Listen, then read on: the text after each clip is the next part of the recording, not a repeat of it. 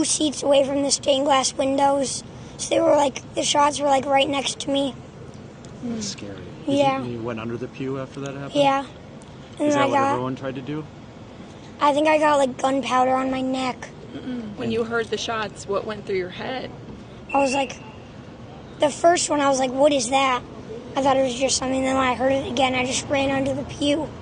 And then I covered my head. My friend Victor saved me though, because he laid on top of me, but he got hit. My friend got hit in the back. Did he go to the hospital? Yeah, he went to the hospital. What went through your mind when you saw that? I was super scared for him, but I think now he's okay. That was a 10-year-old kid. That was a 10-year-old kid who survived yesterday's shooting. Talking about his friend, who I assume is around the same age, throwing his body on top of his friend. There's another video that came out, which I am not sharing on social media because I get what they were trying to do, but it came off as icky, where you see people running from the shooting inside the church, inside the school, and the older kids are helping out the younger kids. So NBC shared this video, and you see the older kids helping out the younger kids, but I just see people running from a shooting. I see people running from a terrorist. I see people running from somebody who's mentally disturbed. I see people running in fear. So I looked at it a little differently. Is it nice that the older kids are helping them? Yeah, but it's kind of icky to show that video. I don't know why. It's just hitting me the wrong way. 10-year-old kid. If you look at the video of that 10-year-old kid, the entire media is clustered around this kid telling his story. And I'm watching this thing and going, this never should have happened. None of this should have happened. What do we say every single time there's a mass shooting? Every single time. Anytime there's a school shooting, anytime there's a shooting in a religious institution, we say the same thing every time. A person who is mentally balanced does not do this kind of thing. 20 people are shot, 2 kids are dead. A person who is right in the head does not go around shooting little kids. Yesterday, a bunch of you said, how do we protect our institutions? When I said in my opening monologue that churches and schools need to treat themselves the way Jewish institutions do and beef up on security. So today at 4:30 and at 5:15, I've got 2 different security experts coming on the show to tell you exactly how to beef up the security at your institution. And it's not just for churches. It's not just for synagogues. It's not just for schools. It's for any institution that might be a target. We talk about red flag laws all the time. The left loves to talk about red flag laws, and yet they don't seem to actually care when there are obvious red flags here. This person, and we will not say the name of mass shooters on air, this person clearly had issues on their guns. They wrote that they were emulating mass shooters. They wrote death to the Jews, death to Donald Trump, death to everybody. This is a person who's clearly not right in the head. But you know what people should be saying? They should be calling that out. I think the right and the left are both making mistakes here. So how's the right making a mistake here? The right is saying trans. And it actually took a discussion with Bennett the protester. We DM each other, actually, where he was correcting something I said yesterday, where I think I said that a lot of the mass shootings or the majority of mass shootings have been committed by trans people, when actually what I was talking about was the majority of high profile of school shootings had done that way. And he actually sent me the numbers the other way, where mass shootings, yeah, you have gang violence and all this other stuff. But we should be discussing why there's a disproportionate number of trans people who are doing these shootings. The right is so busy going trans, that they're not looking at it and going, we need to address the mental health issues here. We need to have a discussion about the mental health issues in the trans community. I think the subtlety of that argument is getting lost on the right. Conversely, on the left, they don't want to discuss what's happening in the trans community at all. They don't want to discuss that was even part of the equation. Many of you probably don't know the name Baruch Goldstein. Baruch Goldstein went and shot up a mosque years and years and years ago. He's serving life in jail. Serving life in jail. Every single Jew I know condemned him. Every single one. Every single politician condemned him. Where are the leaders of the trans community saying this does not represent us? This is not who we are.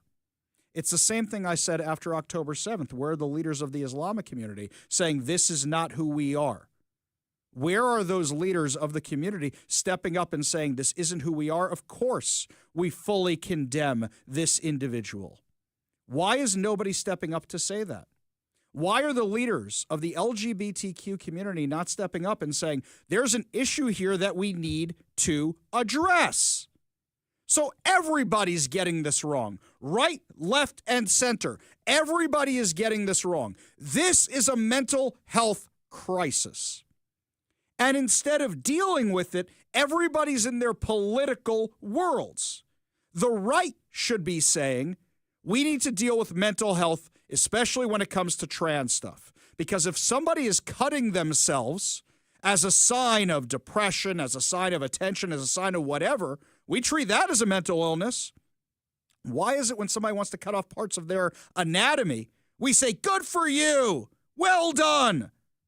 Meanwhile, the left is trying to remove this. If you read the New York Times this morning, the New York Times Daily Brief literally left out all the information about the shooter and said the motive is still in question. There was a manifesto. There were videos. We know what the motive was. The motive was everywhere. And yet they don't want to talk about it. Not at all. Which is beyond crazy. Absolutely beyond crazy. The media is so desperate to spin this. They will spin this any way they can.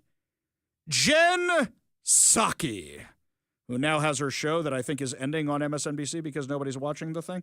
Or is it ending? I can't remember who's getting fired over there, who's not getting fired over there. Jen Psaki, still on MSNBC, was sobbing, absolutely sobbing, because Christians said they were praying about this. Before I play the clip for you, when there's a tragedy in the Christian world, in the Jewish world, I assume the Christians and the Catholics are just like us Jews, you're praying for the soul to go up to heaven. You're praying for no more bad things to befall you. What's wrong with that? Why is this the left's defense? Oh, stop hearing about the hopes and prayers, and then they turn it into a gun thing. Hey, where were all your red flag laws here, guys? Because the social media posts, lots of people saw them. Lots of people commented on them, and nobody did anything about it. Mike knows this from working with me for so long. When I see something that's a red flag, what do I do right away? We report it. That is what we do. Some of these things hit a little too close to home. So Jen Psaki is crying. And at first you think she's crying about the kids, which I would get. That's not what she's actually crying about. Jen, suck it to me, baby. And all they should be hoping to do is have someone to sit with at lunch or someone to play with on the playground. And they should be waiting to hear an update when they get home. And that is not what these parents at this school experienced today. Sorry, this is a tough one. Having your child killed while they are sitting in a pew for a morning prayer service is not what any parent should have to worry about. And I have felt a mixture of anger and a lot of anger and emotional exhaustion about this today, as I'm sure many of you have, because we have been here so many times. And yet again, like clockwork, half of the politicians in our country have little more to offer than thoughts and prayers. That is all they are offering. Join all of us in praying for the victims, was Vice President J.D. Vance's response today. That's what he said. That's it. Please join me in praying for everyone involved, Trump wrote. We have seen this play out over and over. Enough. I went and looked up Jen Psaki's social media account. It seems that she offers thoughts and prayers on her social media account anytime something happens that favors the Democrat narrative. But anytime it's a Republican thing, she demonizes thoughts and prayers. It seems like that's her go-to route. Jake Tapper? CNN? Listen to this conversation. This is real. Listen to this. Another piece of the puzzle as to who the shooter was. The Minneapolis Star Tribune says, according to court records, because there's been some confusion about what the shooter's name was. Yes. Robin Westman's mother applied to change her child's name in 2019. It was, at one point, Robert Paul Westman. Correct. But since she identifies as a female and wants her name to reflect that identification, was underage, it's now Robin Westman. Are you kidding me with this? Really? Are you kidding me with this? This is the discussion we're having with CNN about a mass shooter, what their pronouns were? Well, now we found out that in the manifesto, the shooter said they regretted being trans. Quote, "I wish I never brainwashed myself," this person wrote in the manifesto. Also said he was tired of being trans.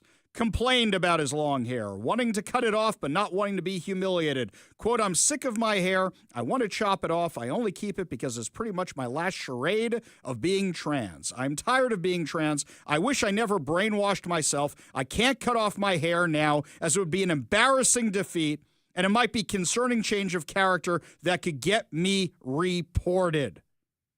It just always gets in my way. I will probably chop it off the day of the attack. I don't want to dress girly all the time, but I guess sometimes I really like it. I know I am not a woman, but I definitely don't feel like a man." This is a person with mental health issues. And instead of dealing with it, his family went along with it. Now, by the way, the police said today they have not yet spoken to his parents. Where are his parents? What are they waiting for? I understand they're grieving right now, but your son just blew away kids in a school.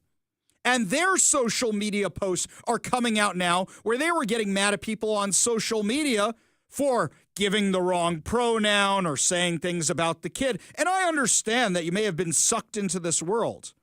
But rather than dealing with the mental health crisis, you guys emboldened it.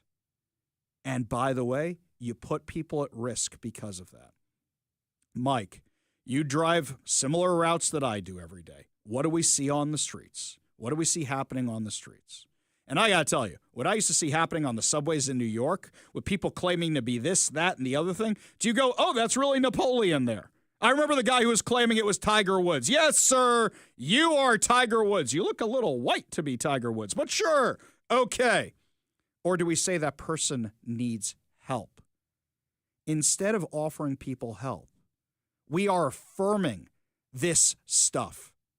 And unfortunately, we pulled it out of the DSM-5, which is the Gray's Anatomy of the Mind. We pulled it out of there, completely removed it for political reasons, for political correctness reasons. This is a discussion we need to have as a country, and we can't be afraid of having the discussion. Can't do it. So, Ari, I had a listener call in a little bit ago who couldn't stick on the line, but they raised a really good point that I don't know if we've considered yet. You know, we've talked about like this gender affirming care and, you know, pronouns and all of this, you know, trans adjacent type of stuff. But, you know, and we've talked about like the mental stuff that you had just mentioned. But there was a factor that the caller brought up that I hadn't considered.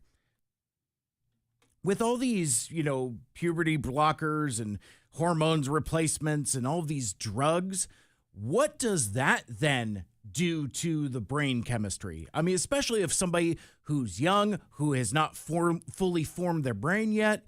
And since this is so in vogue and still trendy to be trans, we don't have long-term data of what this stuff actually does to young brains. So that's a great point, because your first question was, what does this do?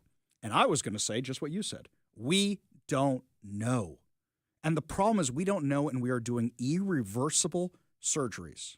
We are doing irreversible treatments to people, and they're not actually treatments. We need to stop calling them treatments. Procedures. Irreversible procedures. And there isn't the science to back it up. Not at all. Now, the Daily Wire had a fascinating article. They got some video of the American Medical Association. Here's what they write. The president of a major medical organization made wild claims about the benefits of transgender procedures on kids during a conversation with a Michigan lawmaker before falling back on so-called experts, according to video footage published by The Ben Shapiro Show. During a video call earlier this year, the American Medical Association president, Bobby Mukamala, defended his organization's support for transgender procedure on kids by saying they relied on what experts had told them. He also claimed that puberty blockers were reversible and cited other questionable statistics about transgender regret and suicide rates. He made the comments during a call with Michigan Representative Brad Paquette and Dr. Ethan Hayem, the doctor who exposed Texas Children's Hospital for doing transgender procedure on kids. When pressed on the American Medical Association's advocacy for transgender procedures on kids, Mukamala said the association effectively rubber stamps whatever the experts tell us. Quote, neither one of us spent an hour working on transgender care, neither one of us. So we have no business discussing the science that's brought to the AMA from people that have spent years in training for this and years taking care of patients for this. Stop right there. What years? This is relatively new. And you guys are saying the science backs you up? It does not. It does not. It proves beyond any reasonable doubt that their support for trans healthcare is based on fake science, willful blindness, and a total abandonment of all evidence-based medicine, all of which are supposed to be antithetical to the existence of their organization and a violation of the Hippocratic Oath, writes the Daily Wire. Boom. Either it's in the science or it's not in the science. And right now, the suicide rates don't go down. Any legit study does not show that the suicide rates go down. In fact, they stay the same or go up. And it's amazing to me how the left keeps demonizing people who are speaking out about this. The Seattle LGBTQ Commission met last week, and I noticed that our friend Ari was there. You know Ari from the rally for the Christians in May. Ari detransitioned, made the decision to detransition. And Ari showed up to testify about what his life has been like since he decided to detransition. They went after my entire life, and I went out there into the world and tried to talk to trans people, like, why did this happen? What's going on?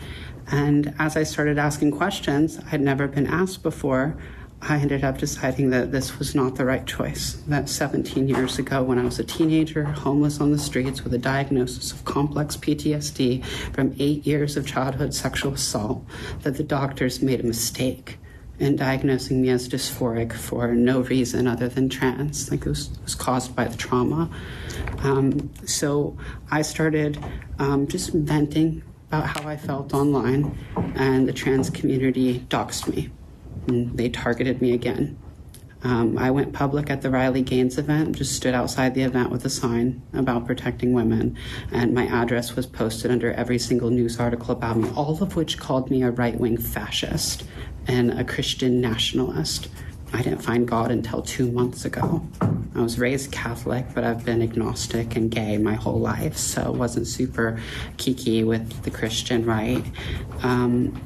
But the way that what's happened has been represented in the media, like this current event that's coming up with these far-right Christians, my picture's on the thing next to it saying Christian nationalist. I'm not a Christian nationalist. I'm a gay man who was castrated and misdiagnosed and then was vilified and smeared out of the city and now lives with my address being the most doxed address. I'm the most doxed detransitioner in Washington state. I get like 10 death threats a day from queer activists in this state, all because I decided it wasn't for me. When I went to that event, I was attacked. I went viral.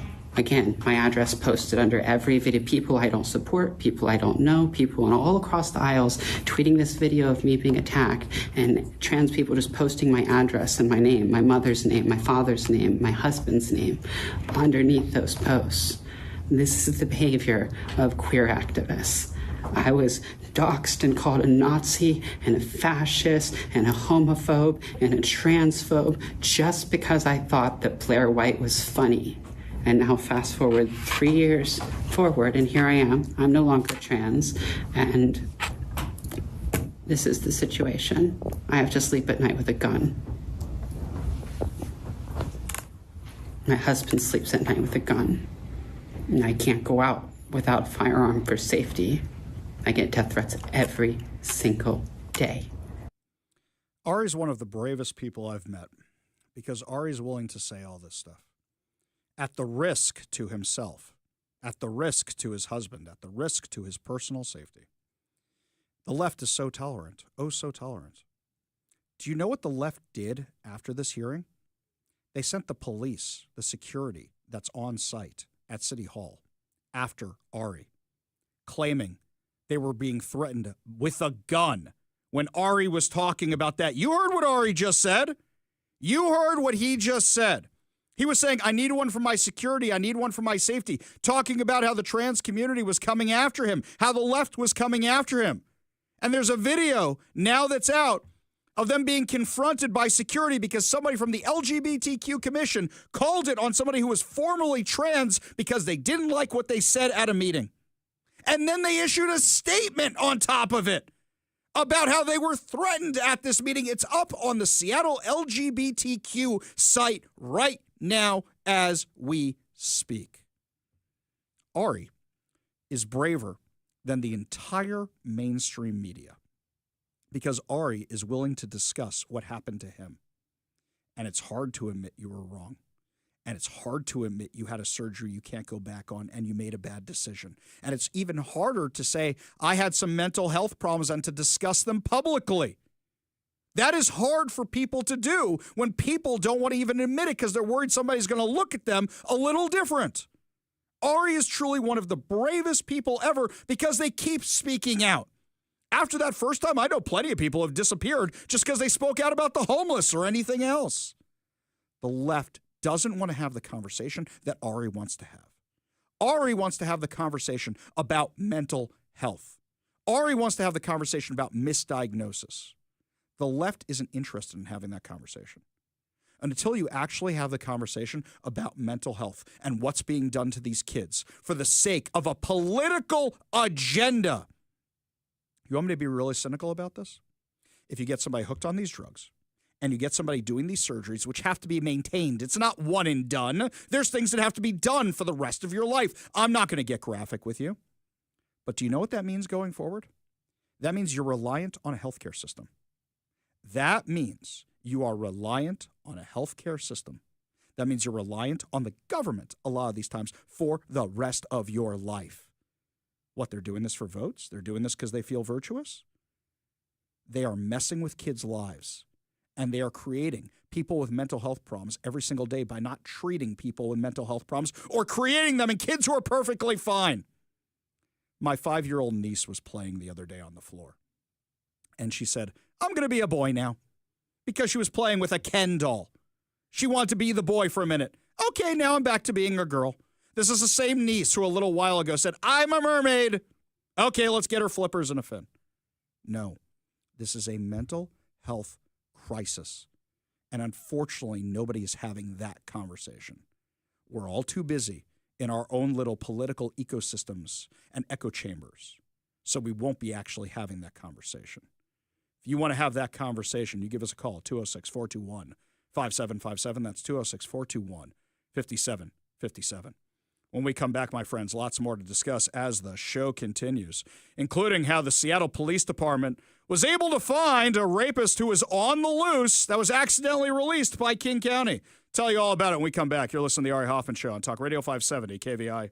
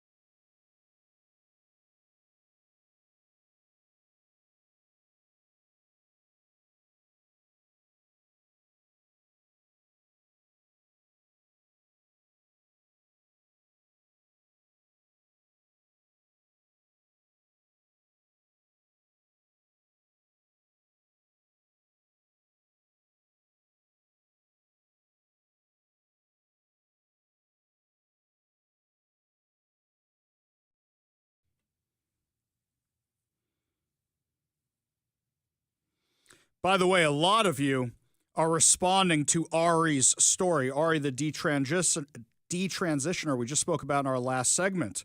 James in Covington wants to know if I can send the link to Ari's story. Yeah, you know what? I think what it will actually do is we'll clip that and the interviews we did with Ari. We interviewed Ari last week at the Northwest Sanity Forum. I think we'll put a bunch of that stuff online so you guys can see it if you don't actually know the story. We'll make sure we have that out there. This one from Jeremy in Tacoma. With all the evidence of this being a mental issue by the shooter, we need to treat it as such, but the Democrats won't listen. What is it going to take to treat it as a mental issue? You know what it's going to take? It's going to take Jon Stewart. What do I mean by that? Why did COVID end? And I say this all the time. I'm not Jon Stewart's biggest fan, but because he called out the COVID insanity. Because he called it out. All of a sudden, people realized it's somebody from the left and somebody we like and somebody we idolize. Until somebody on the left who people respect and people like and is unexpected, this isn't going to change. Unfortunately, this isn't going to change. So while we talk about all the things that we need to deal with mental health and such, in the meantime, we need to protect our institutions. We need to protect ourselves.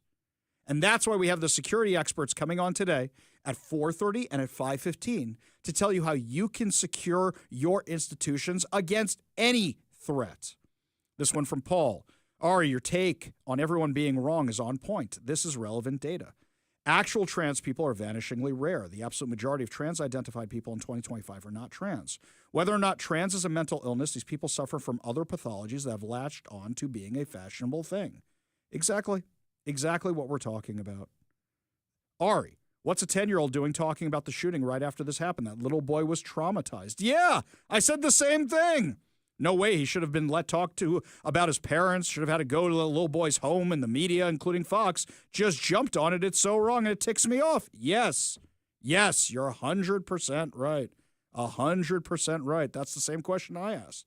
Why is this kid talking to the media after what they just went through? Holy cow. Meanwhile, switching gears to things that are happening locally, Seattle police officers have arrested 49-year-old Noel Stepney, a convicted rapist with a criminal history dating back to 1991 after spotting him Tuesday afternoon in North Seattle. Stepney had been mistakenly released from jail in July despite a jury conviction for second-degree rape. What is this, the scene in Idiocracy? When Luke Wilson's character is in the line to go into jail and he says to the security guard, "Excuse me, there's been a mistake. I'm supposed to be getting out today." The security guard goes, "Oh, you dummy, you're supposed to be over there." Is that how this happened? According to Seattle police, at around 2:30 p.m. on August 26, patrol officers saw Stepney near North 141st Street and Linden Avenue North, following a department-wide Be on the Lookout BOLO alert. When questioned, he gave officers a false name, but they quickly identified him and took him into custody. His most recent and serious conviction stems from a 2019 assault inside a Seattle apartment building where he raped a woman in a laundry room, threatened to kill her dog if she told anybody. She did report it to the police, and there was a DNA match, and he was convicted. But despite the conviction, he was mistakenly released from jail in Kent on July 26 after posting $75,000 bail that had been set before the trial. King County Prosecuting Attorney's Office acknowledged the error in a statement to us, said in this case, after King County prosecutors secured a conviction, he was not remanded into custody. Defense counsel did not raise the requirement, nor did the case prosecutor present an order. So everybody screwed up here? Well, actually, the defenders are trying to get their client out of jail. And they go, well, if you're not going to remand him, I'm not going to do it. If the judge isn't going to order him be remanded, wow. Who's running this? The people in Idiocracy? I'm about to rule up in here. Right? Is that really what's happening here? We go to the Warrior Injury Law Studio line, take a call from Beth in Seattle. Beth, what's going on? Hey, just to encourage people to speak up about the gender craziness that is going on. I went to the Seattle School Board yesterday afternoon and gave my 2-minute speech on how they are liable because they're teaching kids and promoting policies that tell kids they can change from being a boy to being a girl, and also that they teach all about consent, especially in this new sex ed. That seems to be the primary value in it, but they don't let girls not consent to boys in their locker rooms and their bathrooms. Yeah, as I say all the time, I mean, Beth, put it this way for a second. Does the government run anything well? Nope. Okay. So why would you trust them with your kids? Really, at this point, Beth, you do a great thing. You speak up about this kind of stuff all the time. You really do. But I'm kind of the opinion that I'm not sure we can save Seattle public schools anymore. Other districts, perhaps. I just don't know if we can save Seattle public schools, which is why I tell people to yank their kids all the time. I agree, but I hardly know anybody who has their kids in public school anymore. But at the same time, we have to protect the kids who are still there and who are going to stay there. And also, I figure that this becomes public record. And if somebody wants to sue the school district in the next few years or 10 years down the road, they can look at it and say, hey, the school board was told on this date that they were liable and they were given evidence, etc. Yeah, and they didn't do anything about it. Exactly. And another thing is a couple men came up afterwards and one was asking, because I referenced the Scrimeti case, which is the Supreme Court case that allows Tennessee to stop gender surgeries on children, and how much evidence was used in that case and presented in that case. And he came up and asked me about it. You know, there's, even when you think that people know about these things, but a lot of people don't, and they care, and you might change one or two people's minds. And I'm not going to change the school board. I mean, I think they were ticked at me for being there, but well, Beth, what do I do all the time, right? For me, when the people call and yell at me, I'm not, or I have debates with people at open events, right? I'm not after convincing that person. That person's hardwired in. What I am after is all the people listening to go, that Ari Hoffman knows what he's talking about. I'm sure they were doing the same thing for you. Beth, appreciate the call. Appreciate your advocacy. Appreciate you being part of the show. You want to be part of the show, give us a call or text at 206-421-5757. That's 206-421-5757. When we come back, our press secretary, Caroline Levitt, is smarter than the entire press corps. We're going to have the awesome audio for you on why when we come back. You're listening to the Ari Hoffman Show on Talk Radio 570 KVI.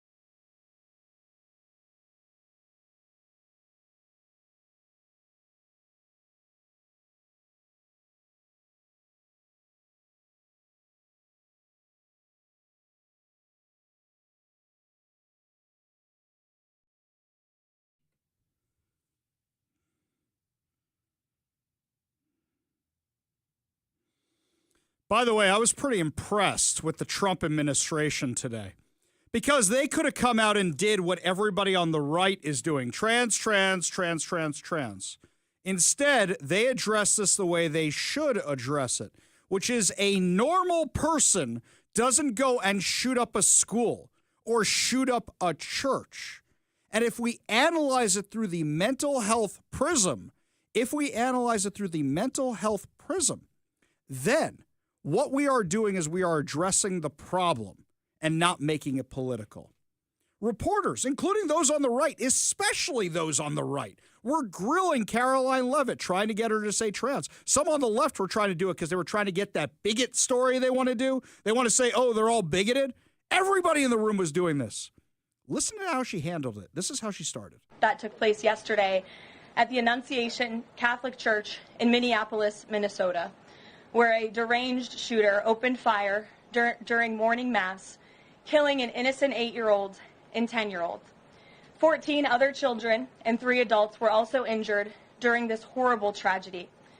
This was the first morning mass of the school year for these beautiful, innocent children, and this sacred religious service was desecrated by an evil monster. Brilliant, by the way. And you go, why is that brilliant? Because she never mentioned any pronouns, never mentioned a name, never mentioned anything like that. Instead, it was just, let's focus on the fact that this person is evil. That was very, very smart. And then made it about being a mental health crisis. I want to ask the question of, we know that it's not a gun thing. Any rational person knows it's not a gun thing. We know it's a mental health issue. So I want to know from you, what is President Trump and the White House going to do to address mental health issues around the country associated with these shootings? And the second thing is Chicago. You know, anybody with a connected brainstem knows that Chicago's crime is out of control.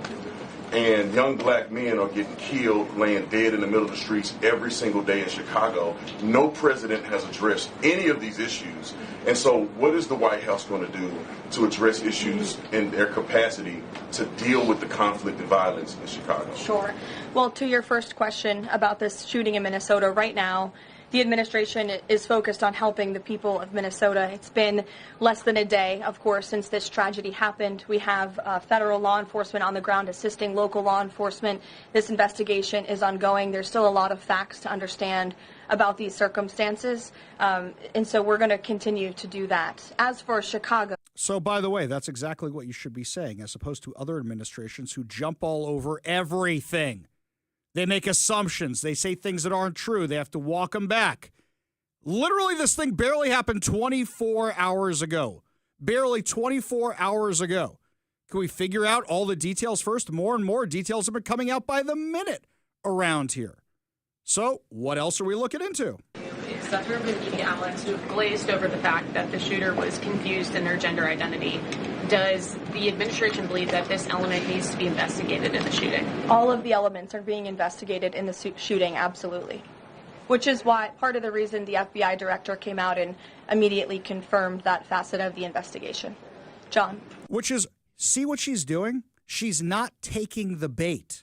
So many administrations, remember what Obama used to do? Anytime one of these cases, George Zimmerman, Trayvon Martin, any of these things, he would immediately come out with a statement and then be wrong. Here, let's do the investigation. She was asked about this 5 times today. What's the administration's message to some concerned parents across the country who might be now worried about their kids' safety in light of the latest incident? We completely and totally understand the concerns of parents across the country. This tragedy it's heartbreaking. As a parent myself, there are no words to describe just the heartbreak that these families must be enduring, which is why the President and the First Lady have encouraged everyone to continue to pray for these families and these victims. And it's why this administration is focused on removing public safety threats from our communities. See what they did there? Pivoted. She pivoted right there. She pivoted away from stuff. Remember, Karine Jean-Pierre didn't have any answers and wasn't very eloquent. Jen Psaki would spin and lie and pivot in her own way. But so many of these people just lie and lie and lie. She's pivoting. She's pivoting away, and she's not taking the bait. The press kept pressing and pressing and pressing, trying to get her to say something quotable. She didn't do it. This thing happened, barely 24 hours ago. We need more information, and we need to understand what's going on. Everybody jumping to their political corners does nobody any favors. When we come back, your calls, your texts, plus health officials who say pregnant people are now the ones on the chopping block because, well, they're not actually acknowledging science. We'll talk about it when we come back. You're listening to the Ari Hoffman Show on Talk Radio 570 KBI.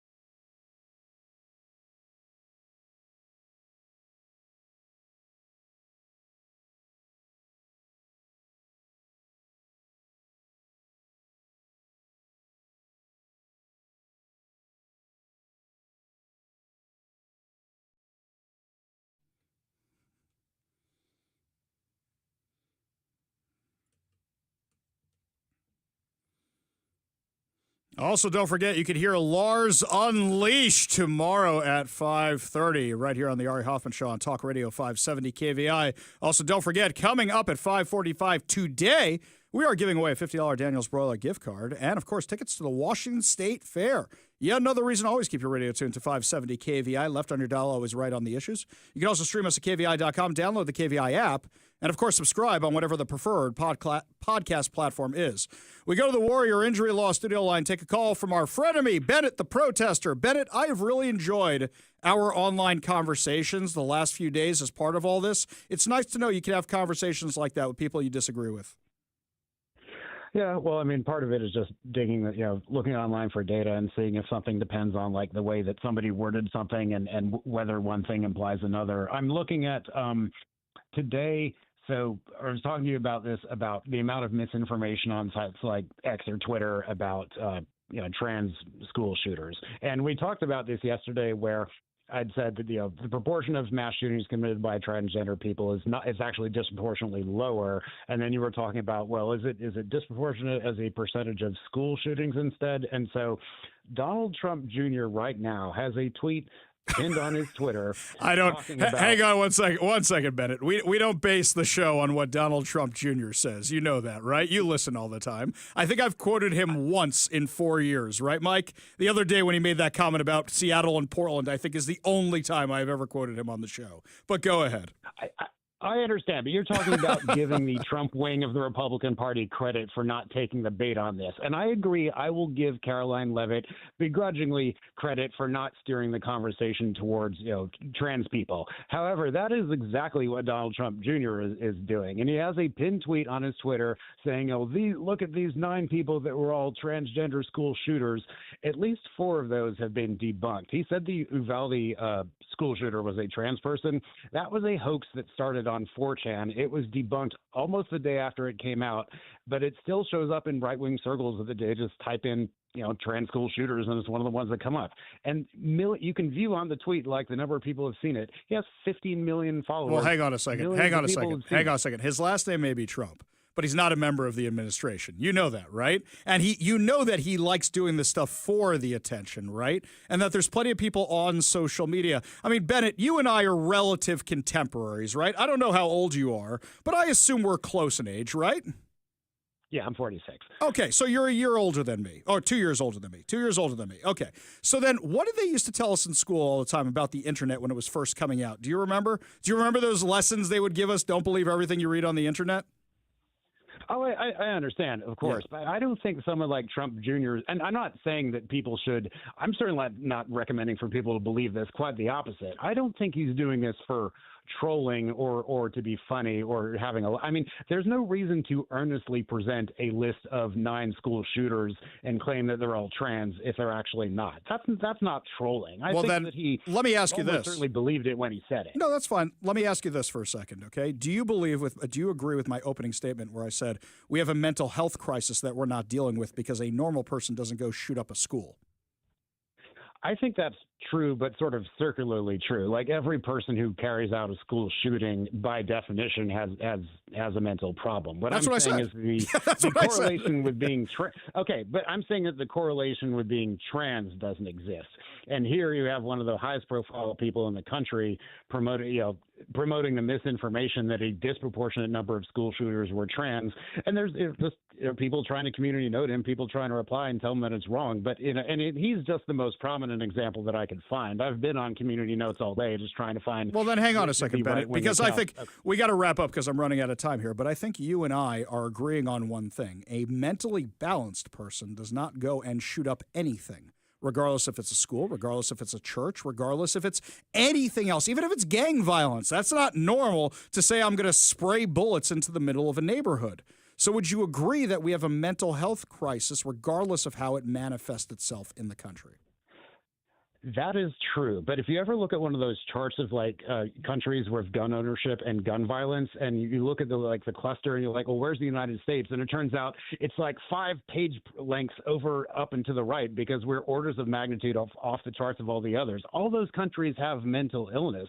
All those countries have poverty. They all have people on SSRIs if you want to look into that. But it's only the United States that has that many guns and that many gun deaths. Well, to be perfectly fair on that one, the rest of the world, you got to look at the stabbings and the ramming deaths and all the other things. Just because somebody's psychotic doesn't mean they need a gun to carry it out. Bennett, appreciate the conversation as always. When we come back, my friends, lots more to discuss as the show continues, including everybody's so busy worried about the redistricting in Texas or California. They're not paying attention to the redistricting happening right here. We'll give you all the details when we come back. You're listening to the Ari Hoffman Show on Talk Radio 570 KVI.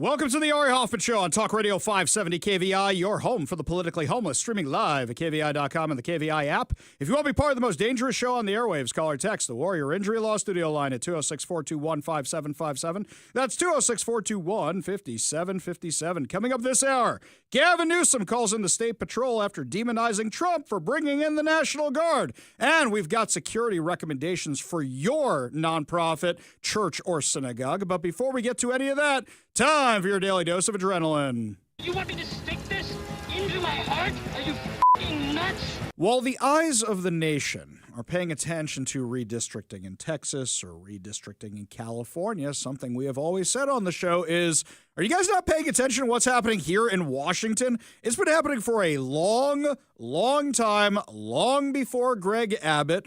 In fact, it's almost like that scene in Super Troopers when the cops are telling them to pull over and they're already pulled over and they said, we pulled over already, we can't pull over anymore. So many of these blue states are so gerrymandered and so redistricted already that they can't even gerrymander anymore. Here in Washington, however, they're trying to get rid of the last few red districts we have.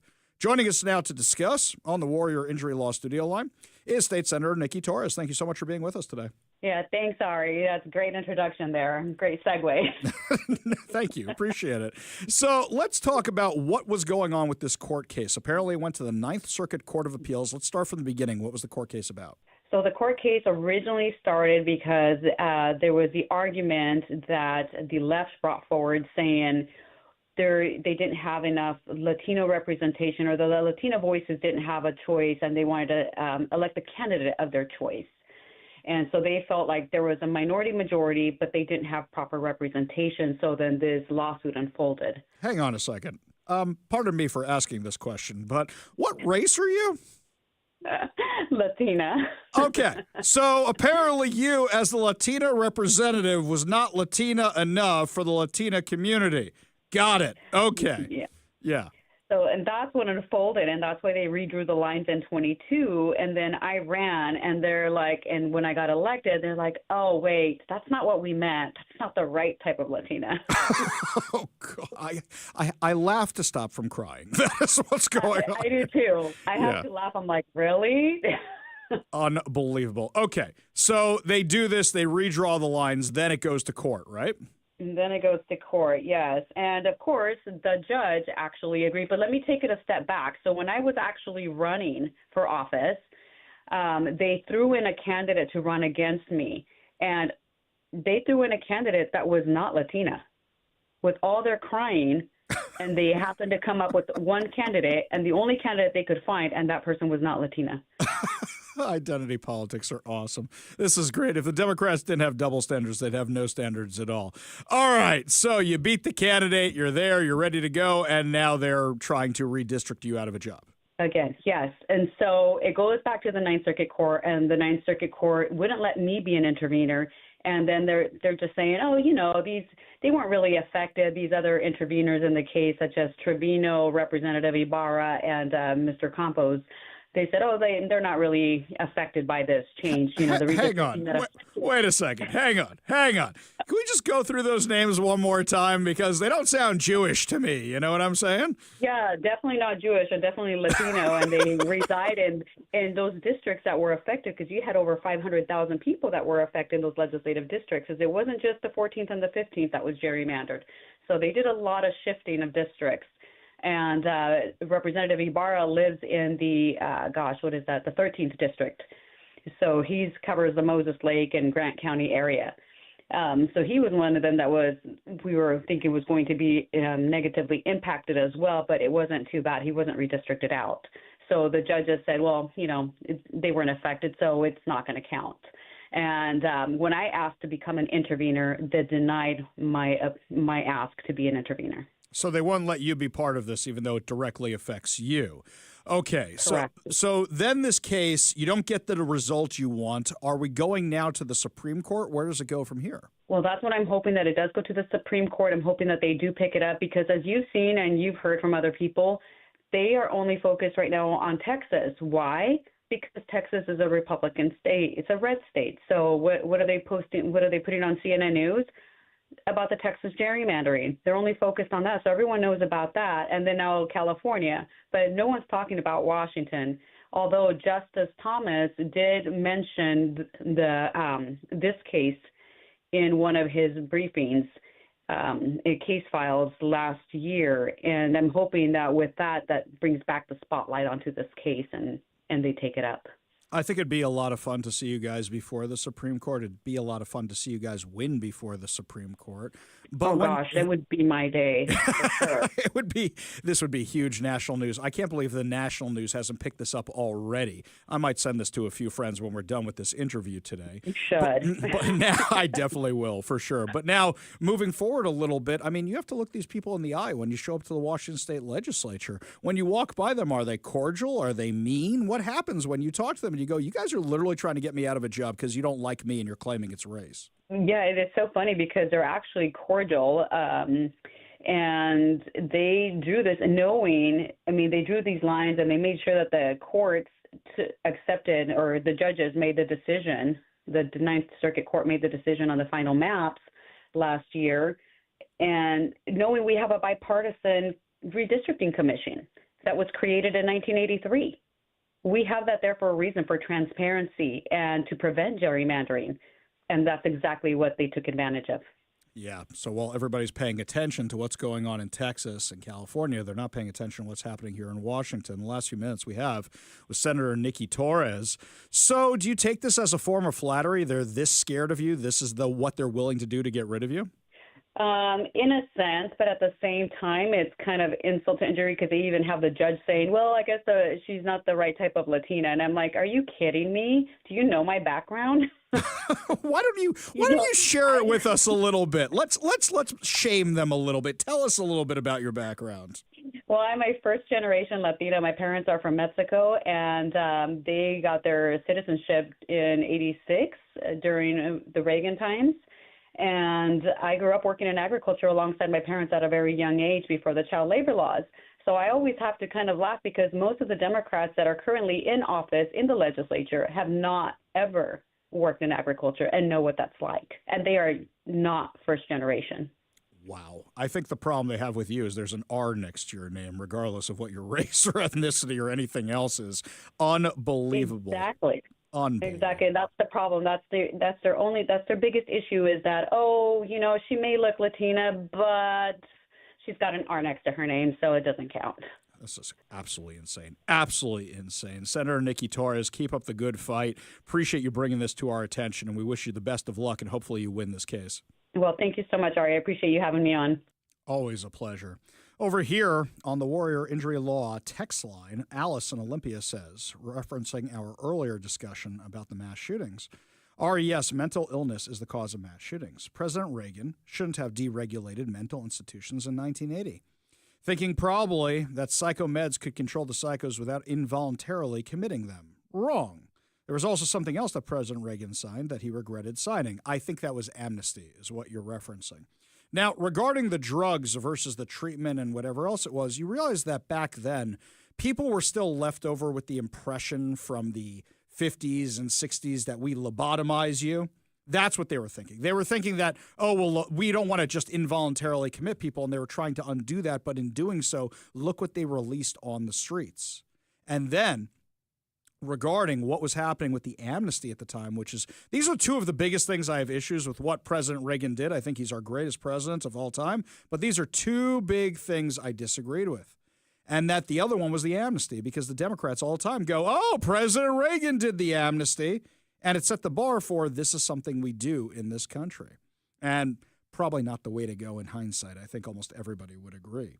Speaking of immigration, according to Como News, Seattle will see immigration enforcement activity ramp up after Labor Day as President Donald Trump is upping the pressure on sanctuary cities. Border czar Tom Homan told reporters Thursday that a large contingent of ICE agents will be sent to Chicago as operations increase in 4 other cities that refuse to work with ICE. He said you're going to see a ramp-up of operations in New York. You're going to see a ramp-up of operations continue in L.A. and, Portland and Seattle. All these sanctuary cities that refuse to work with ICE, where we know public safety threats are being released every single day into this country, especially those cities, we're going to address that. Don't threaten me with a good time, by the way. Oh, here's something else. Have you seen what Fergie's all mad about today? That's right, my friends. Bob Ferguson is mad that 2 firefighters were detained by ICE. And, everybody in the media jumped all over this one. And I said, interesting you're all mad about this. Interesting you're all mad. Because Bob Ferguson never takes the side of first responders. How many firefighters did Bob Ferguson stand by and let get terminated because of the vaccine mandate? Oh, right. Hundreds of them. Bob Ferguson doesn't care about firefighters. What does he care about? He cares about the fact that this might be an angle to get Trump. Yeah, that's the left. They thought they had him in 2016. They thought they had him in 2017. Go year by year by year. The Democrats are really Dr. Claw. I'll get you next time, Trump. Next time. That's literally what they're doing every single time. So why does Turd Ferguson care about the firefighters all of a sudden? Because he thinks, oh, they're going after the firefighters and everybody loves a firefighter. I can use this to get Donald Trump. Well, apparently they came into the country illegally. They didn't just round up random firefighters and decide to arrest them. And once again, as always, the Democrats try to make some kind of sob story and then fall flat on their faces. Now, we're waiting for more details about these guys. We're waiting to find out what happened, but every single time more information comes out and everybody's got egg on their face who try to make it some kind of sob story.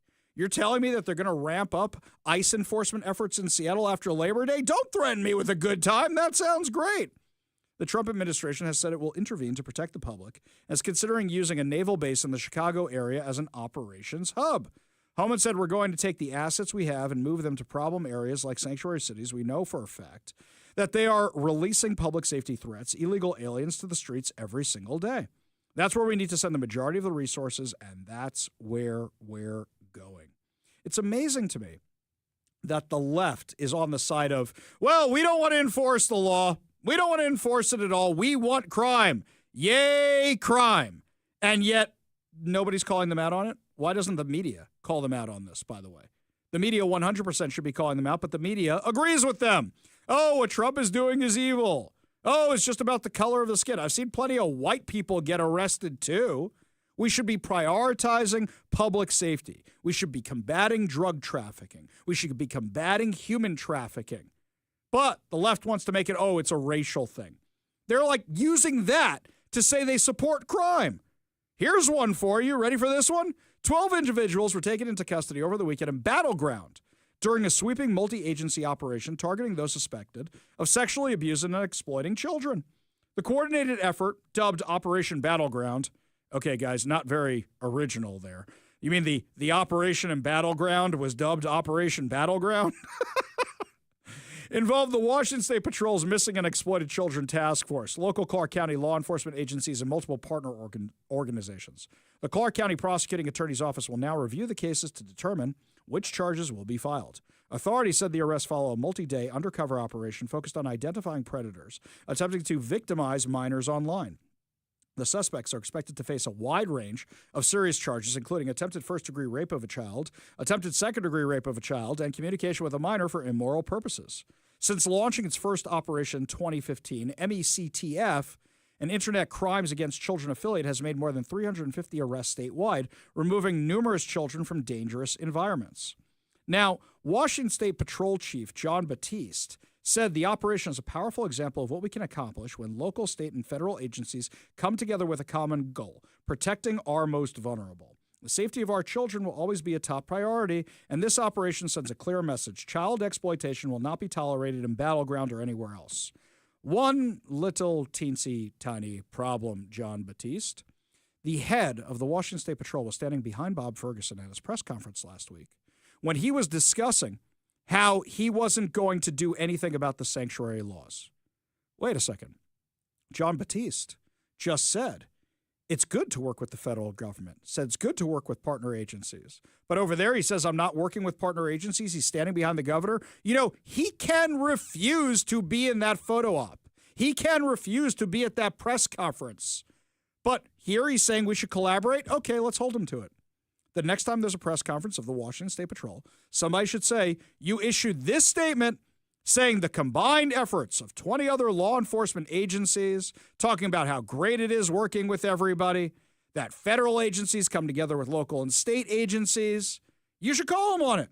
You should 100% call them on it and say, so which one do you actually believe? Bob Ferguson, who doesn't believe in working with any federal agencies? Or when you wrote in a statement, you believe in working with federal agencies? You know how easy this could be? What they could say is, okay, let's get rid of the illegal alien criminals. If we focus on the illegal alien criminals, can we have a discussion about the people who work in fields or the people who are here? They definitely committed a crime by illegally crossing the border, but they've kept their nose clean. Can we have a discussion? But the problem is, because it's from an adversarial, combative approach, Republicans go, we're going to arrest every single one of them. And people on the left go, you just want to arrest every single one of them. And because everybody's fighting against each other, nobody's having that nuanced discussion. And it's because everybody's trying to make this political. Now, mind you, the Republicans are on the right side of this. What is the upside to having a bunch of illegal criminals in this country? What is the upside? I've not heard anybody say anything to me except for, well, they pick our crops. Well, thank you, slave-owning Democrats of the 1800s. Really appreciate that insight. Give me something else. And also, we found in the last jobs report that when there aren't illegal aliens doing the work, guess what? Americans actually take those jobs and do them. I love how Seattle Mayor Bruce Harrell's trying to be relevant in all this. According to Fox 13, Seattle Mayor says the city is prepared to fight in case of a federal troop takeover. You're back to this again? This is what we're doing, sending in the National Guard to this place? Hey, Bruce, why don't you try dealing with the crime in our area? I was at Seattle City Hall today.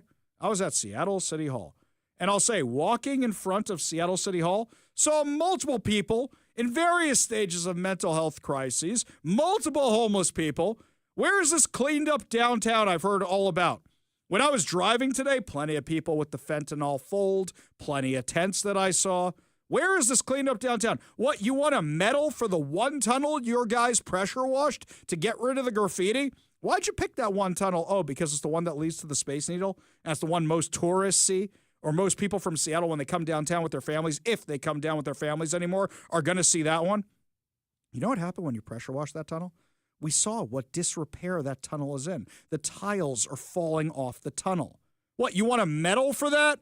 That finally, when you're worried about getting reelected, you realize you're losing the moderates because you're not actually doing anything around here? You think standing up against law and order is going to deliver you this election? We already got somebody who's against law and order. They're the progressive on the other side. So what's the difference between you and them? And anytime I say that to anybody who's telling me, begging me to back Bruce Harrell, their eyes glaze over and they get a panicked look because they know they can't answer that question. What is the difference between a person who's a progressive and a person who's trying to be a progressive? Now Bruce Harrell is backtracking, trying to make it look like he's the public safety, law and order guy. I'm old enough to remember the past 6 months when you tried to be the biggest progressive you possibly could be. And I'm old enough to remember the last 3 years where you did nothing. Absolutely nothing. Nothing. And that's why our city looks the way it does. And that's why you're probably going to lose the election. If you had just done the public safety thing, you could do all the other stuff you don't do. But that's the one reason people elected you, and nothing has gotten better around here at all. Speaking of calling in the National Guard, my friends, Gavin Newsom is now talking about calling in the California Highway Patrol. Wait, I thought calling in reinforcements and law and order was bad. We'll give you that insane audio when we come back. You're listening to the Ari Hoffman Show on Talk Radio 570 KVI.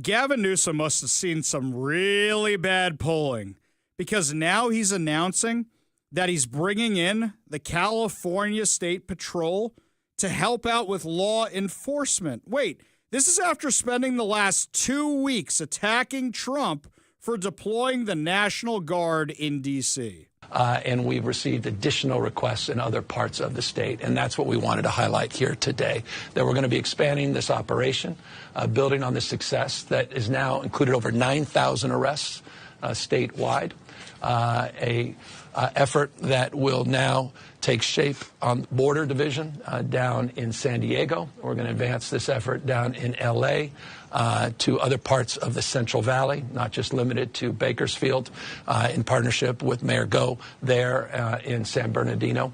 And we're going to expand this operation in a collaborative that continues to include the cities and counties, our partners in the Sheriff's Office and local law enforcement agencies. So you're saying that law enforcement works. You're saying enforcement of the law actually works after demonizing President Trump for doing the exact same thing. Make no mistake about it. What's happening is he is tired of all those interviews, all those man-on-the-street interviews you see on TV all the time, which are people from Los Angeles talking about how bad crime is and saying, bring the National Guard here, bring the National Guard here. See, what he wants to say is, why are you sending in the National Guard? I cleaned everything up. Do you remember that Gavin Newsom is the same guy who cleaned up San Francisco for the Chinese to come to town to impress the communists? That's right, he did that. And then as soon as they left, let it go right down the toilet again. Make no mistake about it. This is a flash in the pan. This is a brief little nothing. And as soon as he stops doing this, it'll go back to the way it was. Plus, Gavin Newsom wants to be president. So he's doing what the Seattle politicians do. Oh, an election's coming up. Quick, let me clean up my mess. Quick. Now, when he got called out on this, he ended the press conference. Give a listen. Red states that you say are higher, and at the same time, we're here because you're surging law enforcement across the state. So, do you believe that crime is a problem in California or not? Well,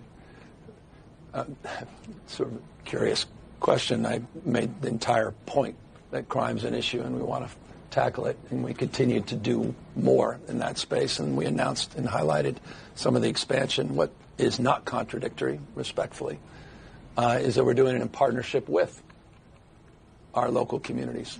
We did it in partnership with the Biden administration prior. We're not talking about the nationalization, the militarization of the Guard and militarizing United States cities. So quite the contrary. Thank you, everyone. Thank you. I mean, not to get specific, the trafficking. All right, goodbye now. Oh, you mean you got called out on your hypocrisy and now you need to end the press conference? Should we go back to the beginning of that clip? I really want to hear that beginning again when he's stumbling all over himself. Red states that you say are higher, and at the same time, we're here because you're surging law enforcement across the state. So, do you believe that crime is a problem in California or not? Well,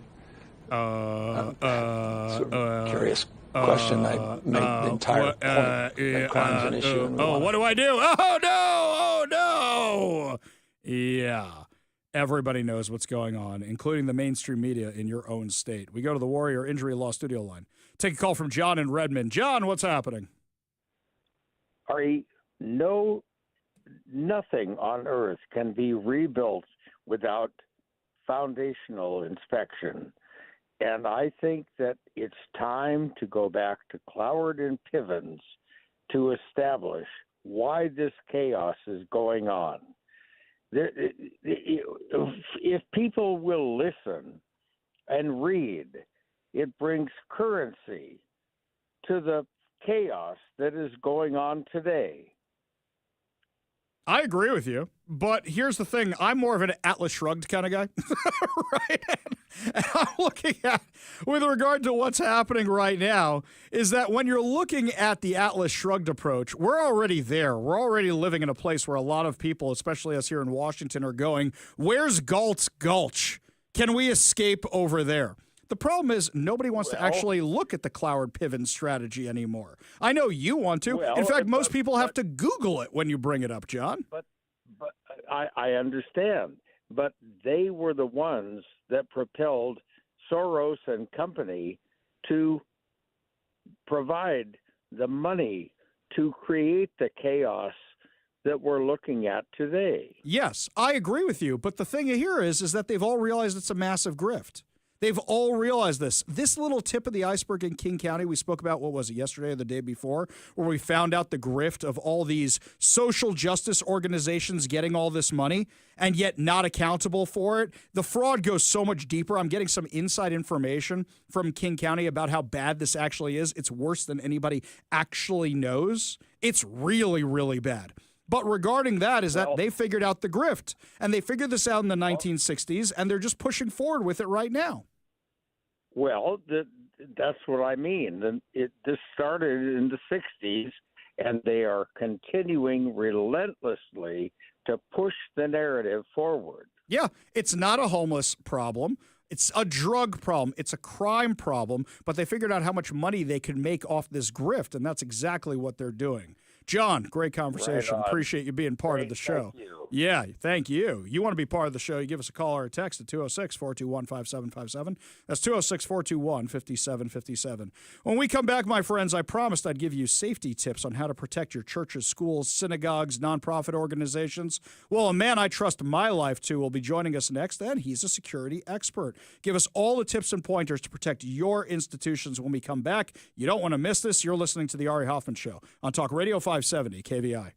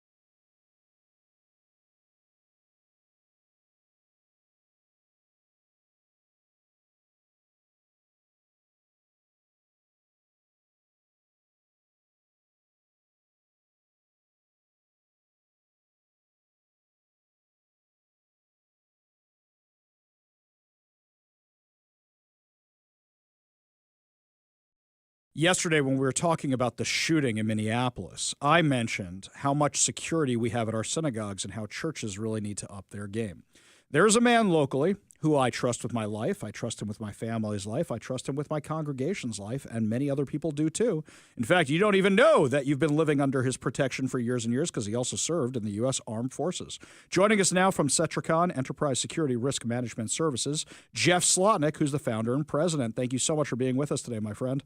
Thank you, Ari. It's always amazing to be on your show and to provide information. What can I do for you today?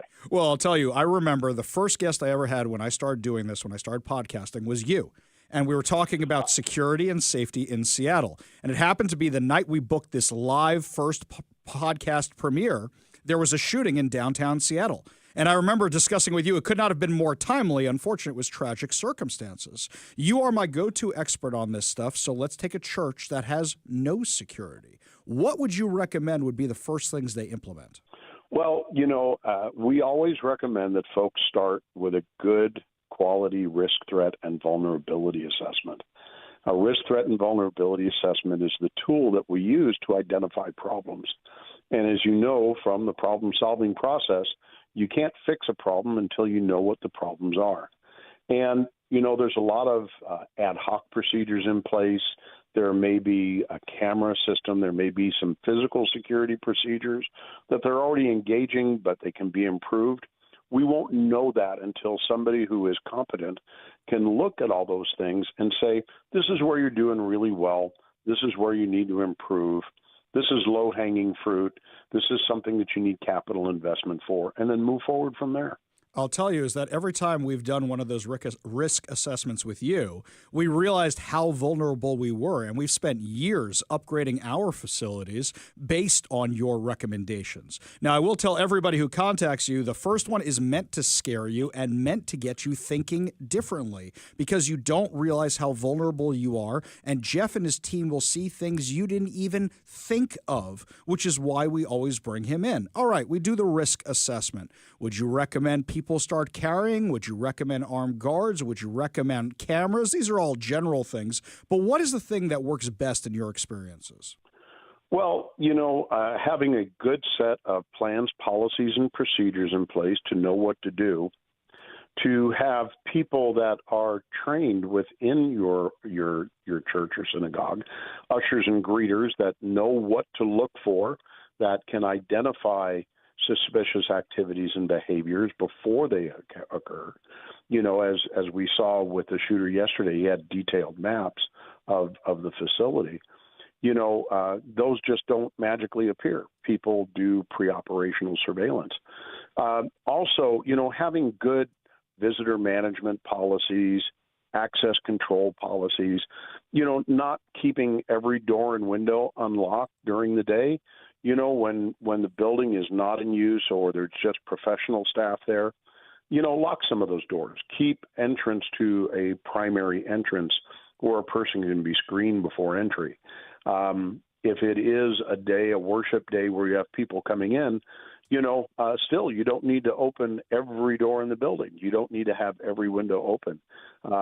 Keep it restricted to where you can monitor the flow of traffic and who's coming in and out of your facility.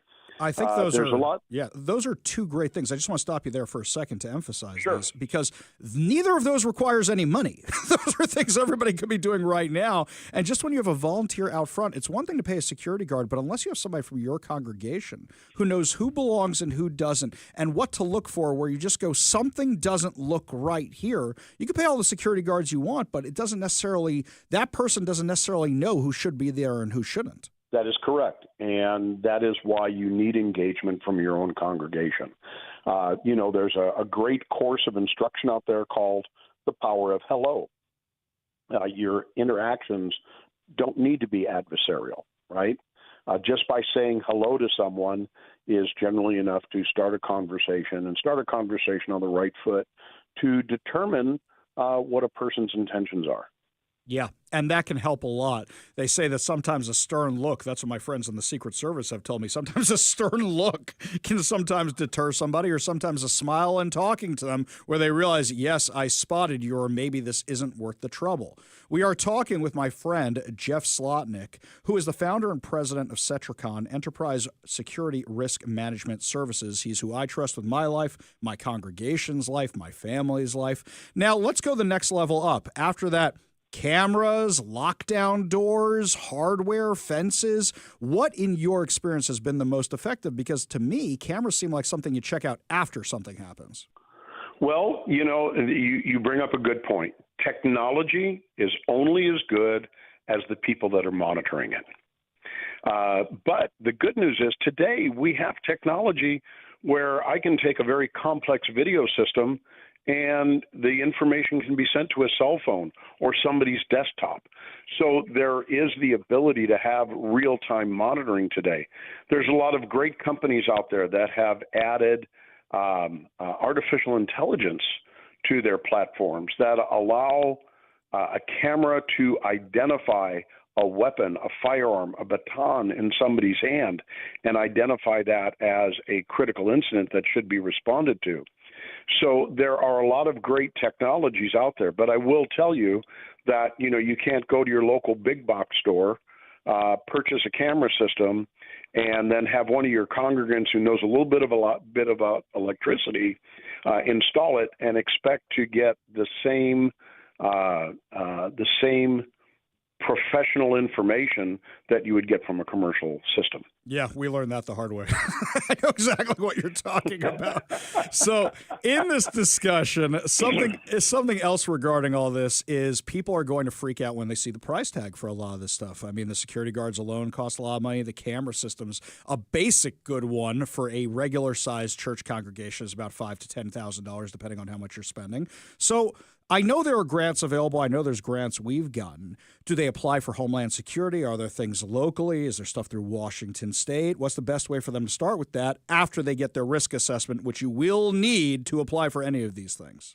That is correct. There is the federal nonprofit security grant program, which every state gets a portion of, and you make an application.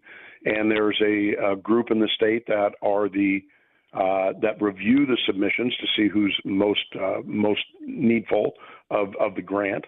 There's also state grants available. Last year there was, I can't remember what the amount was that was forecasted, but there are state grants available for the nonprofit security grants as well. And those grants, the federal grants, run up to $150,000, which is generally more than enough to install cameras, door locking mechanisms, an intercom, and other features that will really support the organization. If you are not eligible, or you don't receive one of those grants, it becomes a risk-based question. Part of the risk assessment is we look at consequence. What's the impact of losing a life? What's the impact of losing equipment? What's the impact on the reputation of your organization? What's the impact in finances? Because as we found with the shooting at the Federation in Seattle, the actual shooting has impact well beyond the immediate location. It extends into your community. So when you're making these decisions, you have to consider these as risk-based decisions, and you have to research the impact of consequence and understand what you're willing to accept. And it may not mean that you invest, $500,000 tomorrow in your system, but having fundraisers, having donors that are willing to support security, doing events to bring in that revenue so that you can start.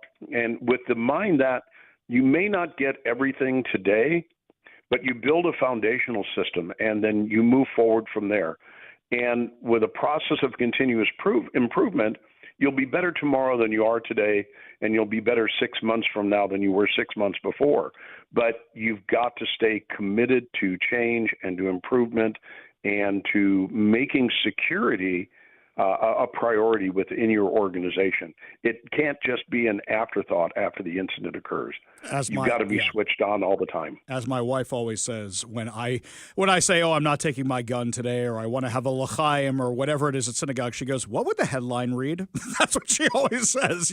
Synagogue president who was in charge of security had a few too many drinks when a shooter showed up. So that's why you got to have that consideration as well. In the last few minutes we have with Jeff Slotnick from Cetricon, Enterprise Security Risk Management Services, you sent something over to me, which is the School Security Standard, which provides a structured, comprehensive framework to develop, implement, and maintain a proactive K-12 security program. A lot of people who are listening to this, of course, saw what happened in Minneapolis yesterday, and now they're not thinking about their churches. They're thinking about their kids' schools. Tell us about this a little bit. Well, there are schools in many faith-based schools as well, and that are associated with an institution. For example, in Minneapolis yesterday, that was not just a Catholic church, it was also a school. My professional association, ASIS International, worked on this standard for 2.5 years. I had the honor of being one of the co-chairs of this standard. We led a multidisciplinary team of 50 individuals from all walks of life. School professionals, engineering firms, federal government, you name it. And we developed, through a consensus process, an American National Standards Institute standard titled School Security. And it provides a comprehensive roadmap for establishing a school security program, and is something that people should really be paying attention to. Unfortunately, it was released the same day as this incident occurred yesterday, which kind of detracted from the actual release of the standard itself. But it provides requirements and guidance for the basis of a comprehensive school security program that assists schools and communities in developing and employing measures to protect all individuals and raise awareness of the challenges, as well as prevent and mitigate security incidents. And it's comprised of a management section, what should senior management be doing, and it has 3 comprehensive annexes. One is on physical security and what a good physical security program looks like. The other is behavioral threat management. And as we identified yesterday, behavioral threat management is a huge part of identifying potential threats before they occur. And the last part is emergency operations. So this standard covers everything that can possibly be covered and is a roadmap for creating a safe, culturally appropriate security environment for our children to thrive in. As I've been oft-quoted, children shouldn't be worried about whether they're coming home or not. They should be worried about recess. They should be worried about what's on the school lunch menu and what the next pop quiz is. Yeah, and you can get this guide, you can get this standard over at asisonline.org. That's asisonline.org. Jeff Slotnick from Centricon Enterprise Security Risk Management Services. He's who I trust with my life, and you should trust as well. Jeff, thanks so much for joining us today. You're welcome, Ari. Always a pleasure, and thank you for having me on the show today. We love having you. It has to be under these conditions. Yes. Hopefully next time it's under way better conditions. We got a whole lot more to discuss as the show continues. You're listening to the Ari Hoffman Show on Talk.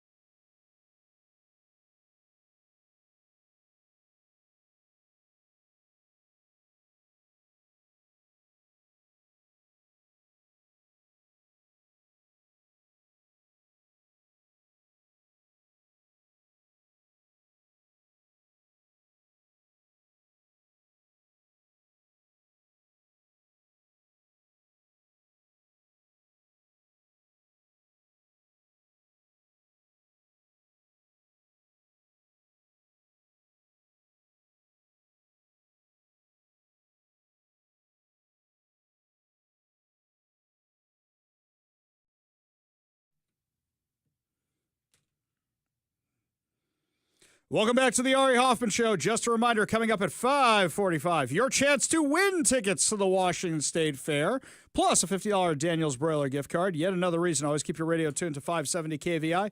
Left on your dial, always right on the issues. You can also stream us at KVI.com, download the KVI app, and, of course, subscribe on whatever your preferred podcast platform is. Mike was actually out at the fair today at Media Day. Mike, how was it, man? Oh, fantastic. I mean, it was hot. It's still a hot day, and yeah, being out there at the fair was magnificent. But yeah, when you tune in at 5:45 during Good News, I will share some stories. I'll tell you about the time that we rode the coastal coaster 3 times. 3 times? They let us ride the roller coaster 3 times. Okay, I said this last year, and you know what the problem was? My stomach did the talking. So here I am on day 4 of my diet and gym thing, and then I said, okay, so tell me about Media Day. What are you guys doing at Media Day?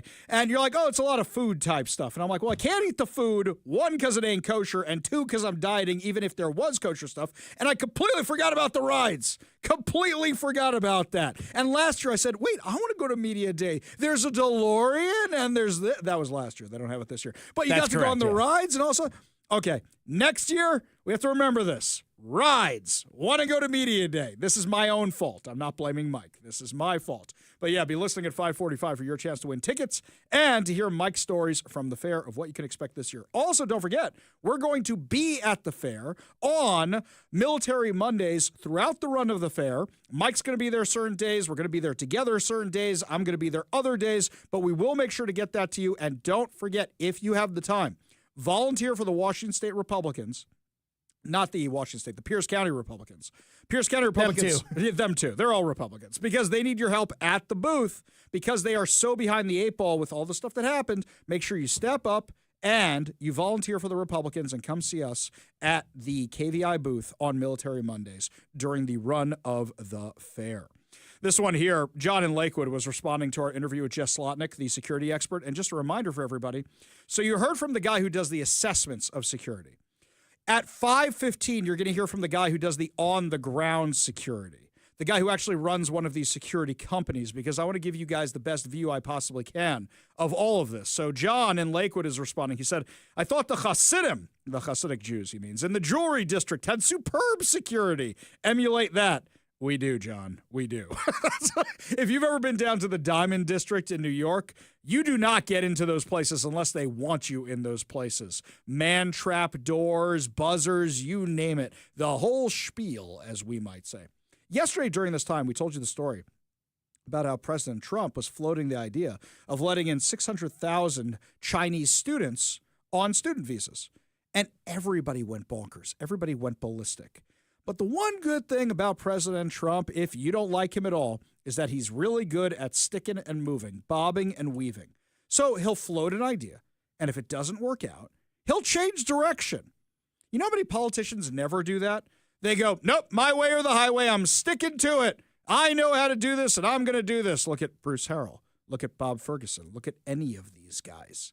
They can't adjust. They are hardwired into what they do. President Trump goes, well, I guess that didn't work, so we're going to do something else. We're going to do something else. Let's see what we're going to do instead. I wonder if this was actually 3D, 4D, 6D, 10D chess, where Xi Jinping wanted him to do this, and then he goes, look, Xi, we can't do it. Quite frankly, the American people hate the idea. I floated it. I tried it. They didn't like it at all. It's like they didn't like New Coke either. I love Diet Coke. Not New Coke. Not Crystal Pepsi. It's terrible. Diet Coke is the best. But just like New Coke, they decided they didn't want the Chinese students. It's that easy. I wonder why, when there's stories like this from Fox News, a Chinese doctor accused of attempting to smuggle cancer research from the U.S. to China. Yunhai Lee, 35-year-old employed by MD Anderson Cancer Center since 2002, was confronted at an airport by officers from Customs and Border Protection. And the office, they're working in coordination with Homeland Security. They found evidence he was attempting to take sensitive medical information abroad during an inspection of his belongings. We were able to detain him as he was trying to get a flight to China. The intellectual property stays with us so we can save lives. He was charged with theft of trade secrets, tampering with a government record. Yeah. Maybe we shouldn't let in the 600,000, and maybe that's why Trump's not letting them in. Good for President Trump. Lots more to discuss as the show continues. Got some breaking news for you when we come back regarding the Microsoft activists who stormed the campus and took over the president's office. We'll tell you all about what's going on when we come back. You're listening to the Ari Hoffman Show on Talk Radio 570 KVI.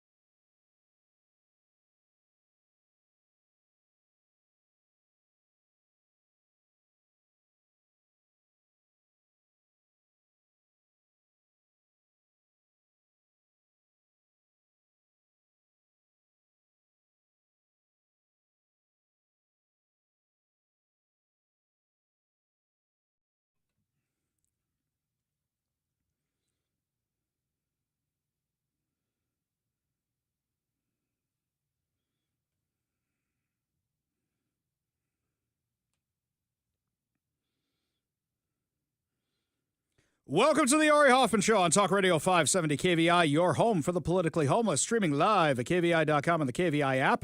If you want to be part of the most dangerous show on the airwaves, call or text the Warrior Injury Law Studio line at 206-421-5757. That's 206-421-5757. Coming up at 5:45, your chance to win fantabulous prizes, including a $50 Daniels Broly gift card and tickets to the Washington State Fair.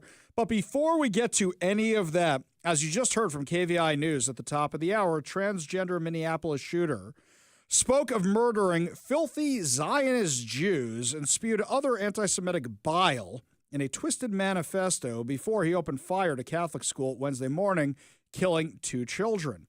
According to the New York Post, which has seen the manifesto, this guy also wrote slogans such as Free Palestine. He also used Cyrillic. Interesting.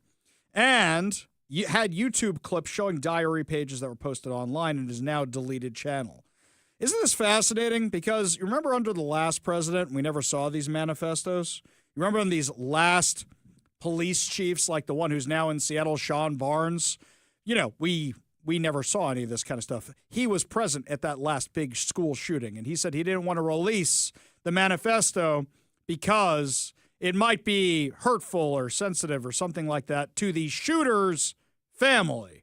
Let's remember that for a second. In fact, weird moment today. I saw Sean Barnes today. Really weird moment. I'm walking out of Seattle City Hall. Had to be there for an appointment today. And I'm walking out of Seattle City Hall, and the police station is right across the street. And who do I see coming out of the police station? I'm parked in that parking garage behind the police station. What is that, Cherry Street over there, Mike? The one across from Columbia Tower, right over there? So I'm parked in that municipal parking lot that, let's see, in better days, shall we just say that? So I'm walking over towards the garage. I'm carrying a coffee in my hand, and I see Sean Barnes, and he's just staring at me, and he's clocking me. And he's talking to some guy with him like, oh, there goes me. And I'm not being paranoid, by the way, because he definitely clocked me. I've never met Sean Barnes before, but I know all these guys have media people who see what's being said about them online. I wonder if somebody sent him a few of the clips where we've compared him to Chief Wiggum. I wonder. It is clear he knew it was me. You know, you can tell that. Unless he was just standing there with a stupid look on his face, following me with his eyes wherever I was going. Yeah, I don't know. Weird guy. Very strange guy. Anywho, speaking of strange guys with this crazy shooter lunatic who is posting all this stuff online, isn't it amazing that they are literally posting everything the left says on a regular basis? Literally, this is all the stuff they say. Zionists, Zionists, Zionists, all that. Free Palestine. Well, speaking of the anti-Zionist Free Palestine crowd, got some breaking news for you right now. Talk Radio 570 KVI. Breaking news on the Ari Hoffman Show. I just got an email from a Microsoft spokesperson who said to me that 2 additional employees were terminated due to serious violations of established company policy and our code of conduct, including participating in recent on-site demonstrations that created significant safety concerns for our employees. Okay, that's a bit of an undersell, isn't it? So, you mean the occupation of the office of the president of Microsoft, where they left listening devices in his office. Give a listen. We need to keep our workplace safe and secure. We need to keep our employees secure while we honor the freedom of expression that is a hallmark of this country and American life. But obviously, when 7 folks do as they did today, storm a building, occupy an office, lock other people out of the office, plant listening devices even in crude form in the form of telephones, cell phones hidden under couches and behind books. They've planted listening devices in a company that has contracts with the U.S. government and many other governments around the world, that has contracts with the U.S. military. Now, I don't know who these activists are yet. I'm digging to find out. We're going to look into it. We're going to find out. Microsoft also said we are continuing to investigate the conduct of our campus and work with law enforcement to help ensure the safety of all our employees. So they said also, we wish to emphasize again, as we did in a statement yesterday, that such conduct is entirely unacceptable and stands in direct opposition to our company values and policies. These lunatic activists had a press conference today, by the way, where they're all mad at Microsoft. You guys occupied your boss's office. Mike, what would happen if I went into the corner office here and said, I'm taking over this office, mine now, took down all the UW stuff and replaced it with all Met stuff? What do you think would happen to me? And I said, free KVI, free KVI. And Mike's laughing right now. He's got a mental picture in his face. Don't make me start the chant. Oh, no. Yeah, that's the problem with these nitwit chants is secretly kind of a bop. It's like, oh, that's kind of a banger, actually, unfortunately. But no, seriously, that would be your last day working for Lotus Communications Corp here in Seattle. We know that's exactly what would happen. Yeah. And you guys are mad at Microsoft after you bugged the guy's office. You're mad you got fired. So that's a total of 4 that got fired. Now, what's interesting is what they told us yesterday was out of the 7, 2 were Microsoft employees, 1 was a Google employee. But what is lost in the media is that there was also a protest on campus. And the protest on the campus was happening at the same time.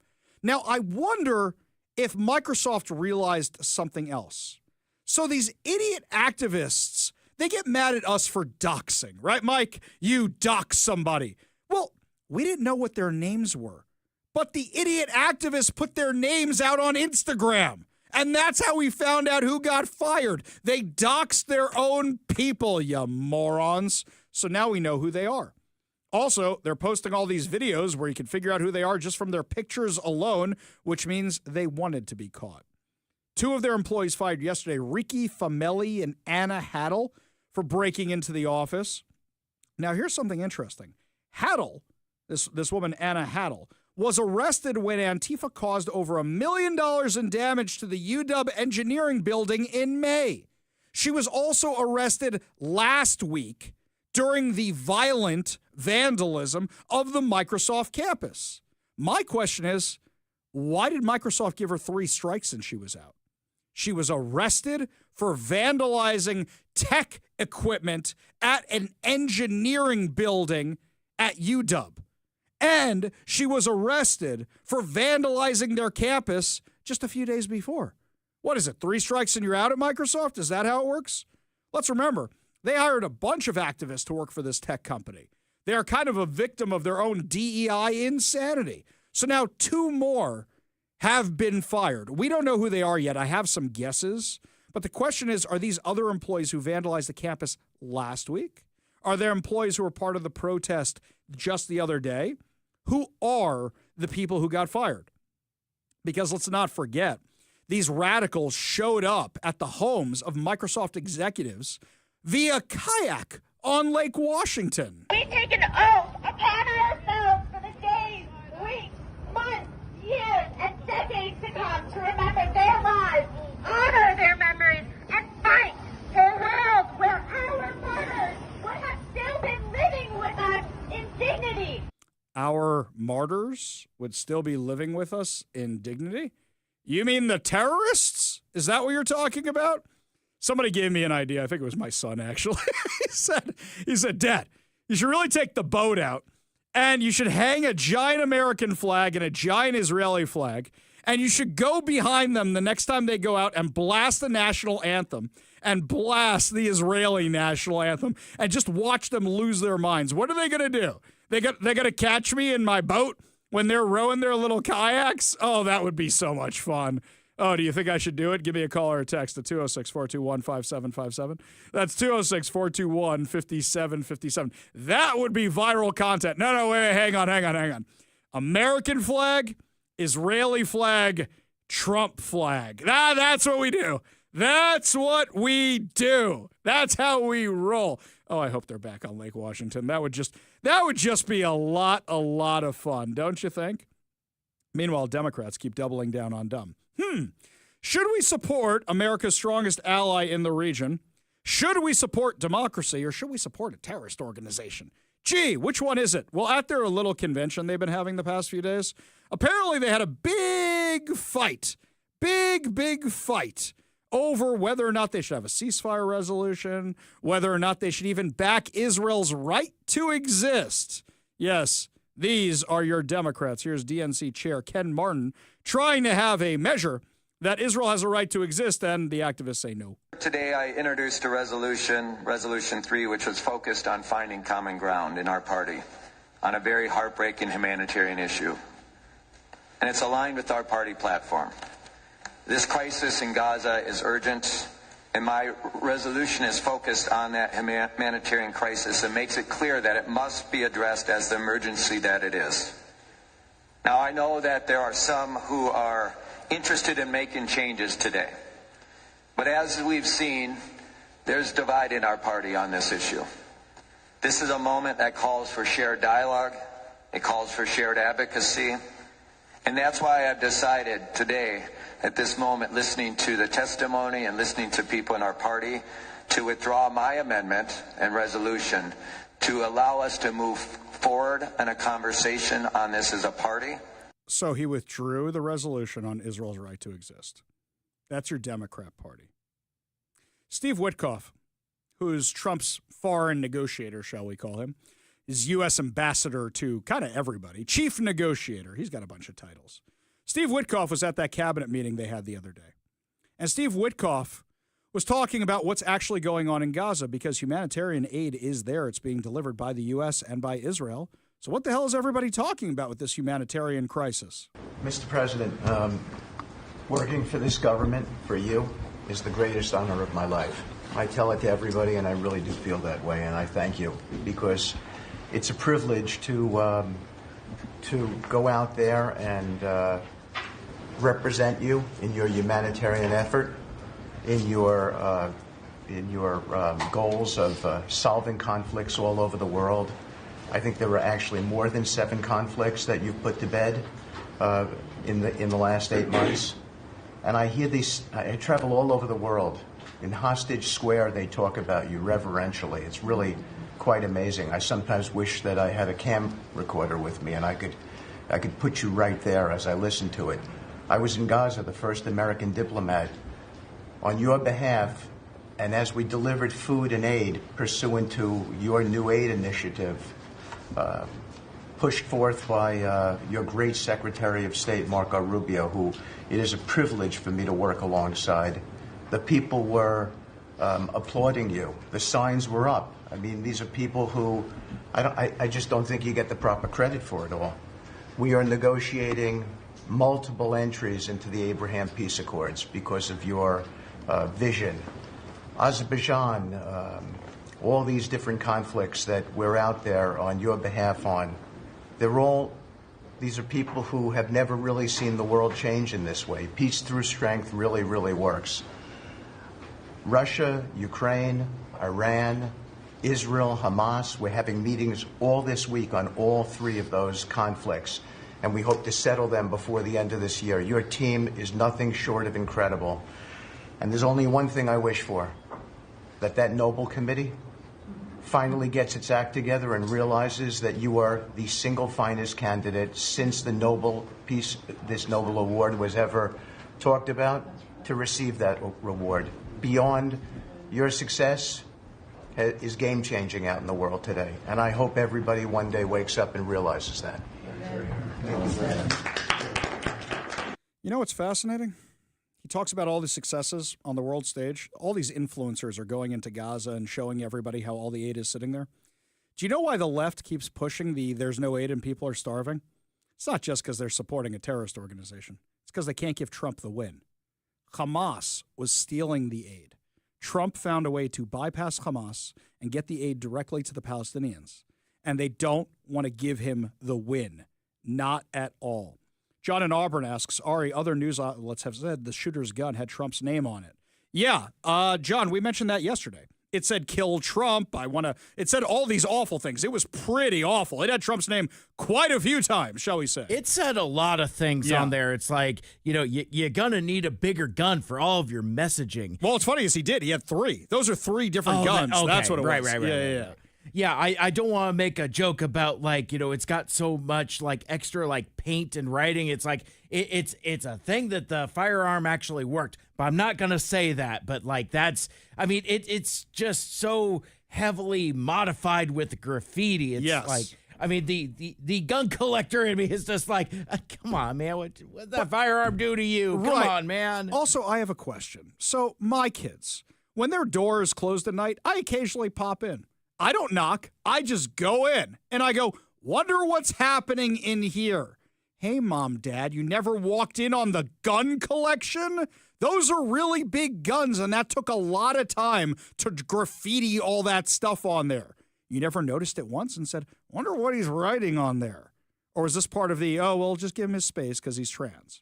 Craft day. Craft day. There you go. Because imagine, think of I don't want to think about this too much, but like the logistics, the mechanics of like putting these firearms out, getting the art supplies. Like, what are you doing? Going to Hobby Lobby to like buy all these things? Because like you have to make sure and get like certain types of paints, because certain types of paints only work on certain types of materials. It's like a lot of effort went into this. Sure. You know, also, Mike, there's guns that you clean at your desk, and there's guns you need the dining room table for. Exactly. These are dining room table guns. So I question that. Looks like a lot of you want me to go out on the boat. Some of you even want to come with me on the boat to go mess with the activists. I really have to follow their social media. So that way, if they are going back out there, I like this one from the 253. Anchors away, Ari. Flags a-fly. That's good. This one from another person, the 253. I want to go on a boat ride with you. This one here, wow, lots of people down south today. This one here says, sounds like you need a day out on the water, skipper. Paul in Tacoma says, yes to the boat with flags and anthems. Yeah, this one from the 360. Ari, yes, do it. Do it now. Steve says, oh, thanks a lot. Now I'm driving around with a free KVI in my ear. Oh, what a great day. We go to the Warrior Injury Law studio line, take a call from Jesse in Gig Harbor. Jesse, what's going on? Hello, Jesse. Oh, gotcha, Jesse. What's up? Not much. First time caller to your show, but a generational listener to the station. Thank you. So, I just want to call and say I'm a plumber in King County, and I can tell you that I have worked in both Amazon and Microsoft buildings all over the state. And all of those buildings on every floor have one thing in common. They have prayer rooms for the Muslims. They have wash stations, these special like toilet tub wash things for their hands and feet that come from Europe. In every single building, but they do not cater to Christians, to Jews, to Buddhists, to anybody else, only Muslims. And every day, they're allowed break to go and pray, but no one else is allowed to post or have religious symbolism. And I find that very odd. That is a little odd. In fact, I've got relatives who work for both companies. I want to ask them about what they've got for the Jews, because Muslims pray 5 times a day. Jews pray 3 times a day. Now, Mike has seen this before when the sun's going down early, that during a pre-recorded segment or something, I will go in the corner and I will do my little prayers and things like that. But I'm kind of curious what they have at some offices, if this is unique to our area or other ones. I'm kind of curious about that. Jesse, fascinating insight. Appreciate you listening to the show. I'm going to go check that out. Appreciate the call. You want to be part of the show, you give us a call or text at 206-421-5757. That's 206-421-5757. We go back to the Warrior Injury Law studio line. Take a call from our friend Transit Joe. Transit Joe, what's up, man? A lot of things, so I'm going to try to talk fast. I'm no Jin Saki, but I'm going to try to suck it to some people. But first, I'm very, very, very happy. Did I say I'm very happy that Microsoft fired the losers who invaded their space? I just think they took it a little too far. You know, they couldn't just go to a park and spew their half-truths at best. And, I mean, these people, it's why people, sadly, own guns. And I'm coming from a guy who, thinks thoughts and prayers are a start, not the finish. I'm a guy who cried along with Jin Saki last night. And I'm a guy who thinks we need to Well, wait a second. Maybe this is. Wait a second, Joe. Wait. I'll let you one finish. Last thing. It's good. It's Okay. good. Thank you. This is good. Okay. I'm someone that thinks we need not just sponsored prayers, but we need to ban transgenders from owning guns, and we need to have universal gun background checks. So I'll tell you something here is like I said in my opening segment today, it was, why are we not dealing with this like the mental health crisis that it is? That's how I think we should be dealing with it. Yes. And Joe, I completely agree with you on that. Appreciate the call. Appreciate you being part of the show. You want to be part of the show, you give us a call or text at 206-421-5757. That's 206-421-5757. This one from the 206. And 206, I don't know what your name is, but I've said the same thing and I have the same concern. Ari, isn't it interesting that people out committing felony activism crime are not being charged with a felony? But if you don't wear a mask on Whidbey Island, you're charged with a felony. Exactly. I have that question. Forget the Whidbey Island thing, which you're right on, by the way. But the question is, why aren't they being charged with felonies? Placing listening devices?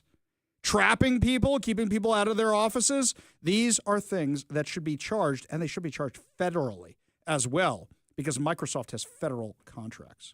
When we come back, my friends, I promise you more security insights for your synagogues, for your churches, for your nonprofit organizations, for your schools. When we come back, one of my guys on the ground from a security company will have practical things you can do to secure your institution. But first, Todd Herman's Daily Thoughtcast, right now on The Ari Hoffman Show.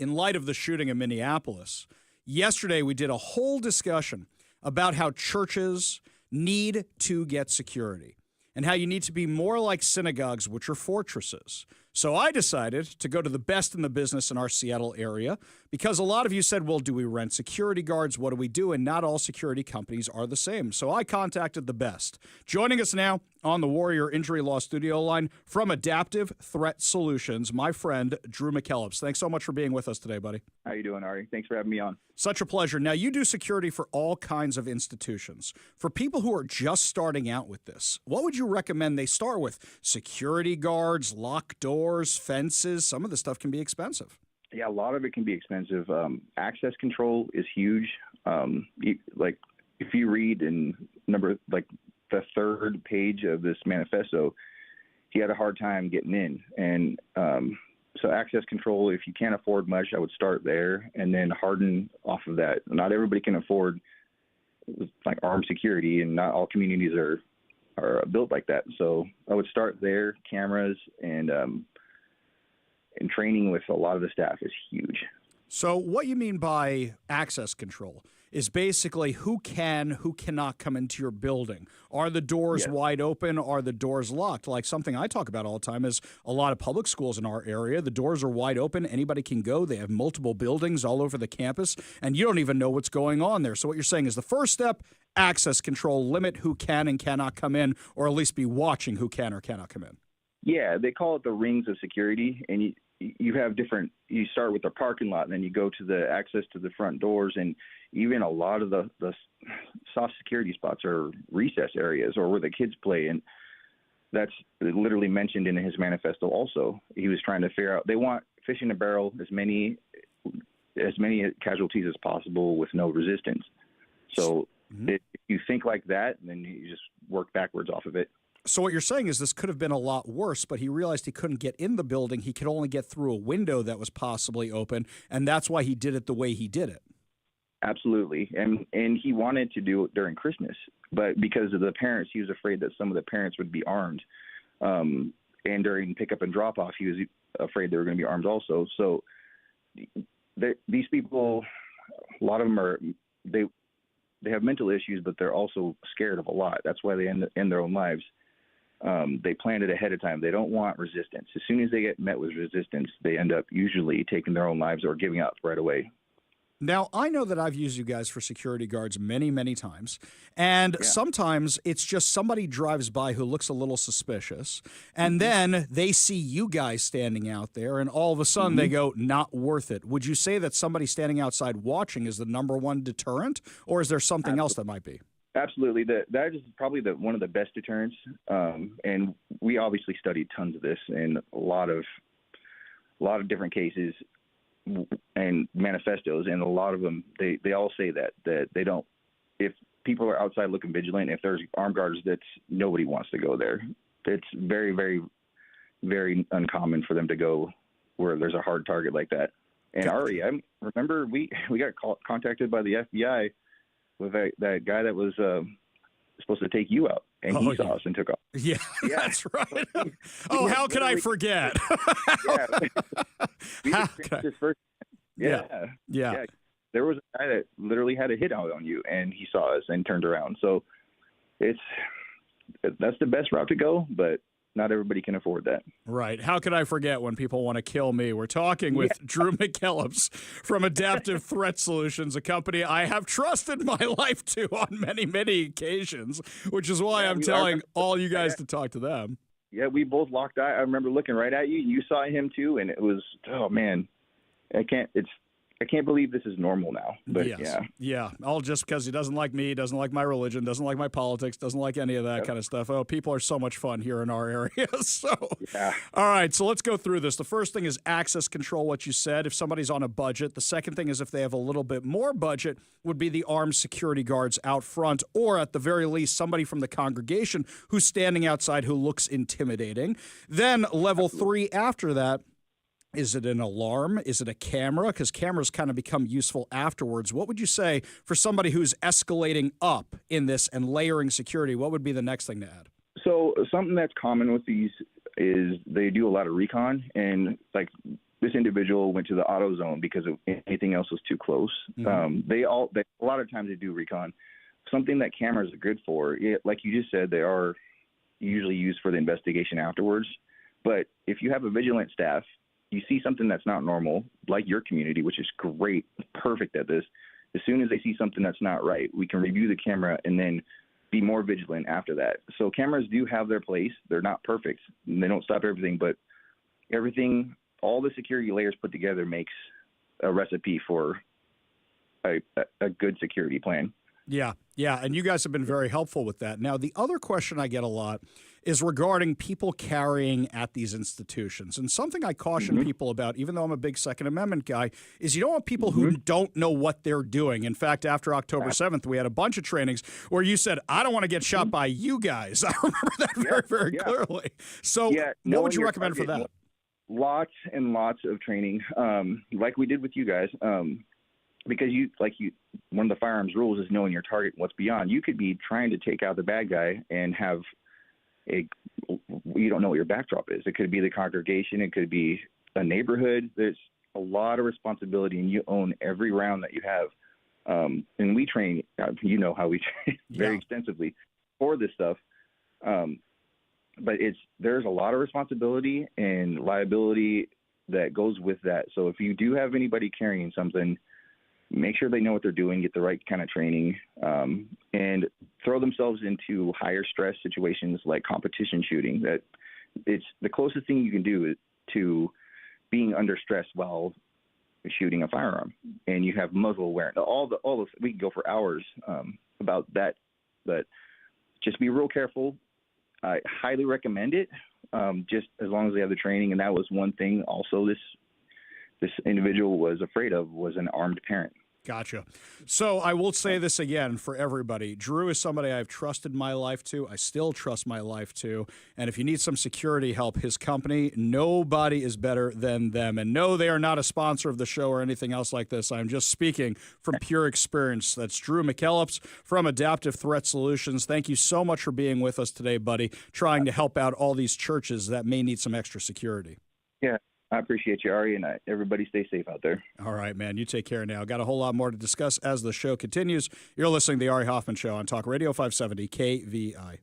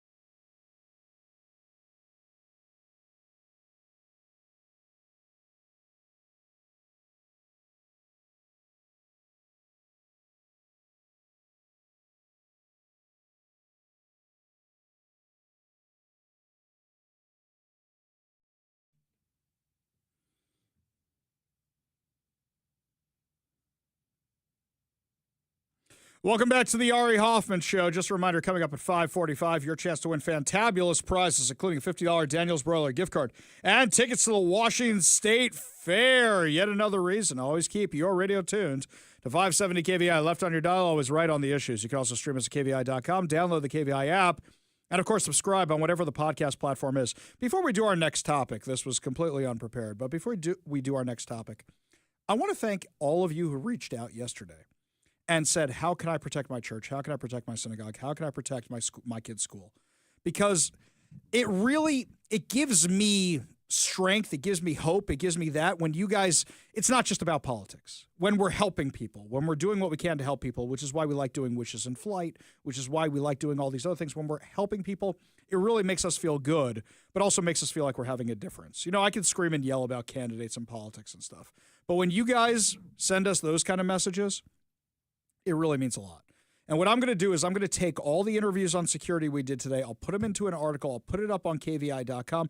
I'll share it on my social media. Hopefully it'll be live by tomorrow or at some point over the weekend so that you guys will remember all that stuff. If you're driving in your car or whatever, you don't remember what it is. So remember to follow me on social media. Ari Hoffman Official on Facebook and Instagram. The Hofffather over on Twitter. And make sure you're checking KVI.com too, because we got all this tons of content we're putting up there all the time now. Lots of really good stuff we're putting up there. Now, really bad content that's being put out is by the New York Times. So this one cracked me up and caught my attention. Shall we just say I have gotten a little husky in my age? Shall we? Yes, I've gotten a little wider. And I went for my annual physical to the doctor, and it's a new doctor. My doctor retired, so I got a new doctor, and he was very friendly and very nice, but also not so subtly insinuated that I have to lose 35 pounds. And, of course, my wife was quick to pick up on that one. She's been nudging me to do it for some time, so I got to do that. So I went back to the gym. I'm watching what I eat, and it's tough. It's tough, but I'm feeling a little bit better, even though it's only been a few days, and I'm not eating as much, and you know what? I'm a little bit sharper. My hair's not growing back in. I kind of wish that was a byproduct, but getting healthier is not a bad thing unless you're the New York Times and unless it's Donald Trump's people telling you to get healthier. The New York Times warned readers against exercising too hard after Pete Hegseth and Robert F. Kennedy Jr. challenged Americans to try to do 100 push-ups and 50 pull-ups in 10 minutes. This breaks down to about 10 push-ups and 5 pull-ups in a minute. Here's the thing, guys. That's something that actually is attainable, but you can't do it on your first time.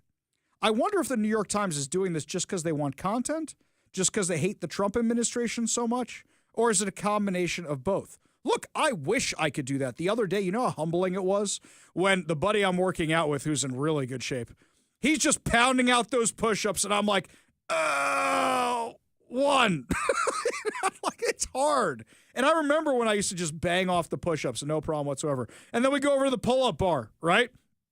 And he sees me looking at it with fear in my eyes. And he goes, no, dude, if you can't do the pull-up, it's fine. Just hang from it. You're still pulling your own weight. You're still supporting your own weight. And little hint, by the way, guys, the lighter you get, the easier it is to pull yourself up. Yes.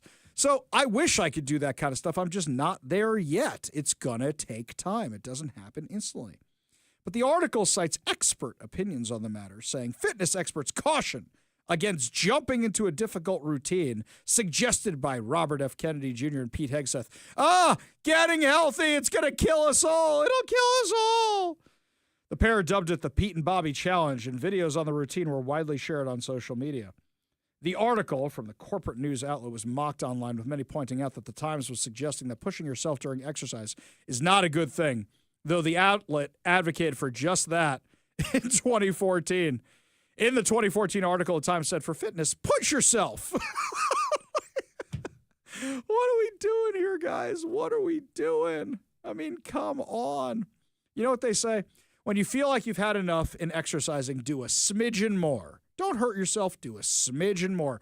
Push yourself a little bit more. So the other day, I did 20 minutes on the treadmill. I don't know what this other machine is called. It's the thing that's like a Stairmaster, but you're sitting down and you're pushing, kind of like a sit-down elliptical. I've never seen this thing before, but I put the weight all the way up because I'm like, it's the legs. I can probably do more. And then I turned it up a little bit more and a little bit more, and by the end, I was sweating, just sweating. But guess what? That's when I'm like, yes, I worked out today. As opposed to other days where I come home and I'm like, why am I not sweating?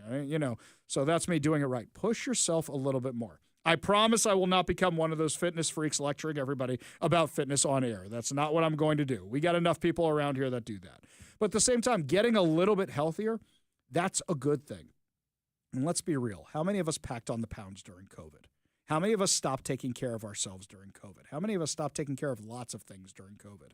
Now's the time to turn it around. It really is, guys. I think we're going into a new year because Jewish New Year is coming up and kids are going back to school. But we really are. This is a time when just because you're going into the winter, you know what? Rain don't hurt you. You can still do the outdoorsy stuff. So let's all do this together. Lose a few pounds, get in better shape.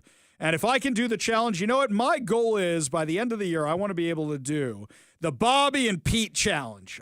By the end of the year, I'm going to say by January, I want to try and be able to do that. 100 push-ups and 50 pull-ups in under 10 minutes. Let me try and give that a go. Will you do it with me? Give me a text at 206-421-5757. That's 206-421-5757. Only good news to wrap up the show. Your good news giveaway, your good news headlines, plus Mike's adventures at Media Day for the Washington State Fair. You're listening to the Ari Hoffman Show on Talk Radio 570 KVI.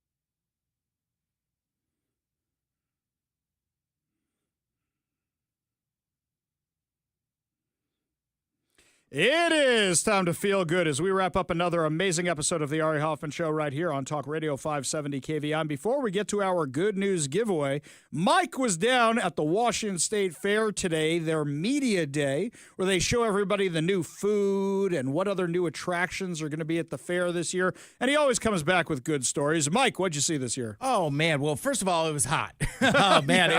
it was a great day to be out at the fair. The weather is supposed to be magnificent this weekend, perfect for the opening day of the fair. The fair does start tomorrow, kicking off that celebration of 125 years.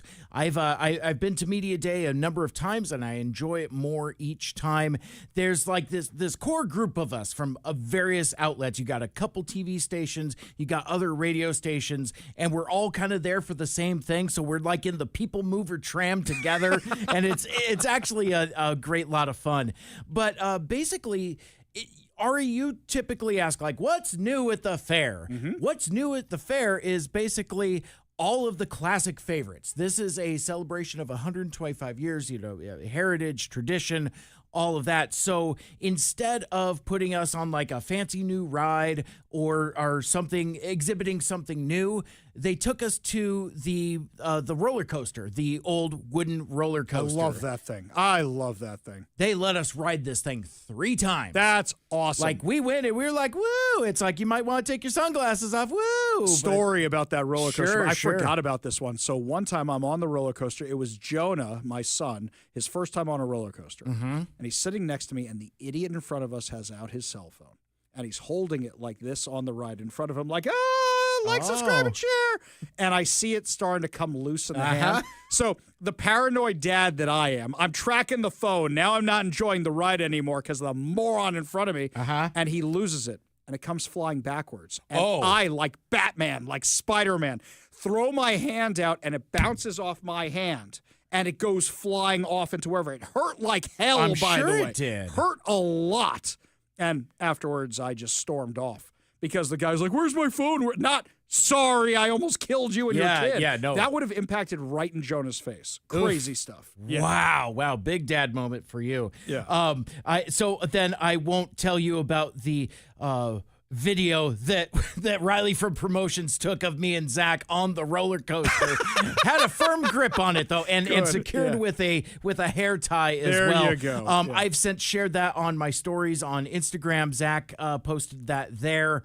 So that's a lot of fun. So we got some video of us riding the roller coaster. But really what it was is they took us around to the exhibition hall, and it's basically they've done pop culture exhibits and all that. This is more traditional.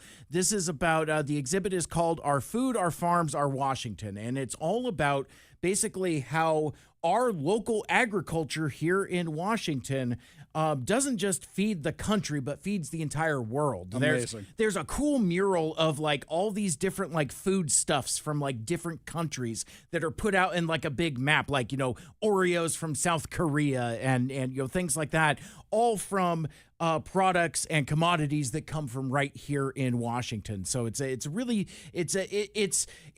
not, I would say, like the thrill of, say, like having a DeLorean or pop culture stuff, but it's a good reminder of what we really are about here in the state of Washington. There's also a lot of like walking tours, self-guided stuff, all about like the history of the fair. But the main thing that they took us through, kind of like the kind of main event, was they took us through the 1900, which is the new food hall and rooftop bar. Oh, I remember they were building that last year. Exactly. Yeah. So it is done. It's ready to go. We got to try stuff from Fat Panda. We got some bowls.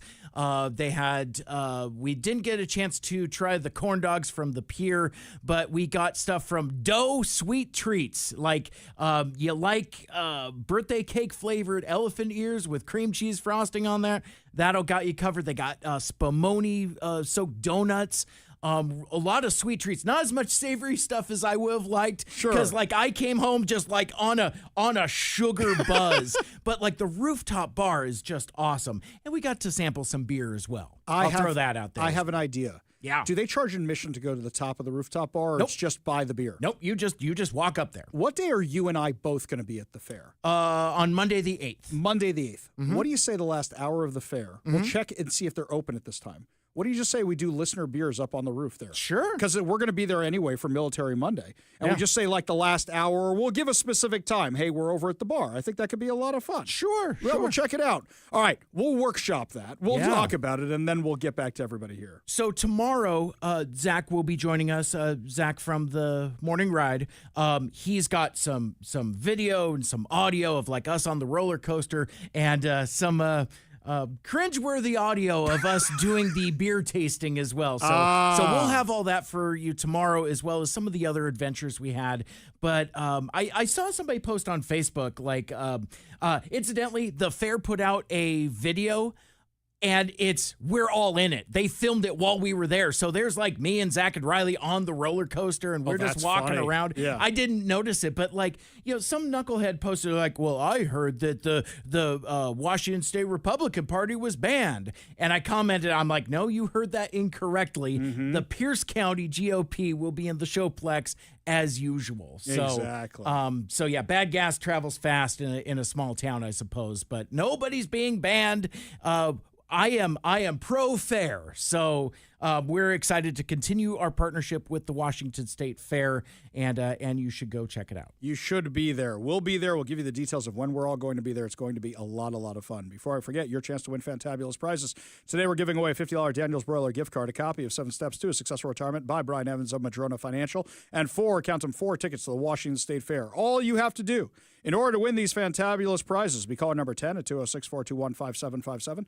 That's 206-421-5757. Caller number 10 will win a $50 Daniels Broiler gift card. Check out danielsbroiler.com to reserve a table, place your takeout delivery order, and more. We're also giving away a copy of 7 Steps to a Successful Retirement by Brian Evans of Madrona Financial. Visit madronafinancial.com for more information. And 4 tickets to the Washington State Fair. Get your tickets now at thefair.com. Phone lines are open now. Give Mike a call for your chance to win. That's going to do it for us today. We'll be back tomorrow with more insane stories, more exciting guests, and, of course, more giveaways. You've been listening to The Ari Hoffman Show on Talk Radio 570 KVI.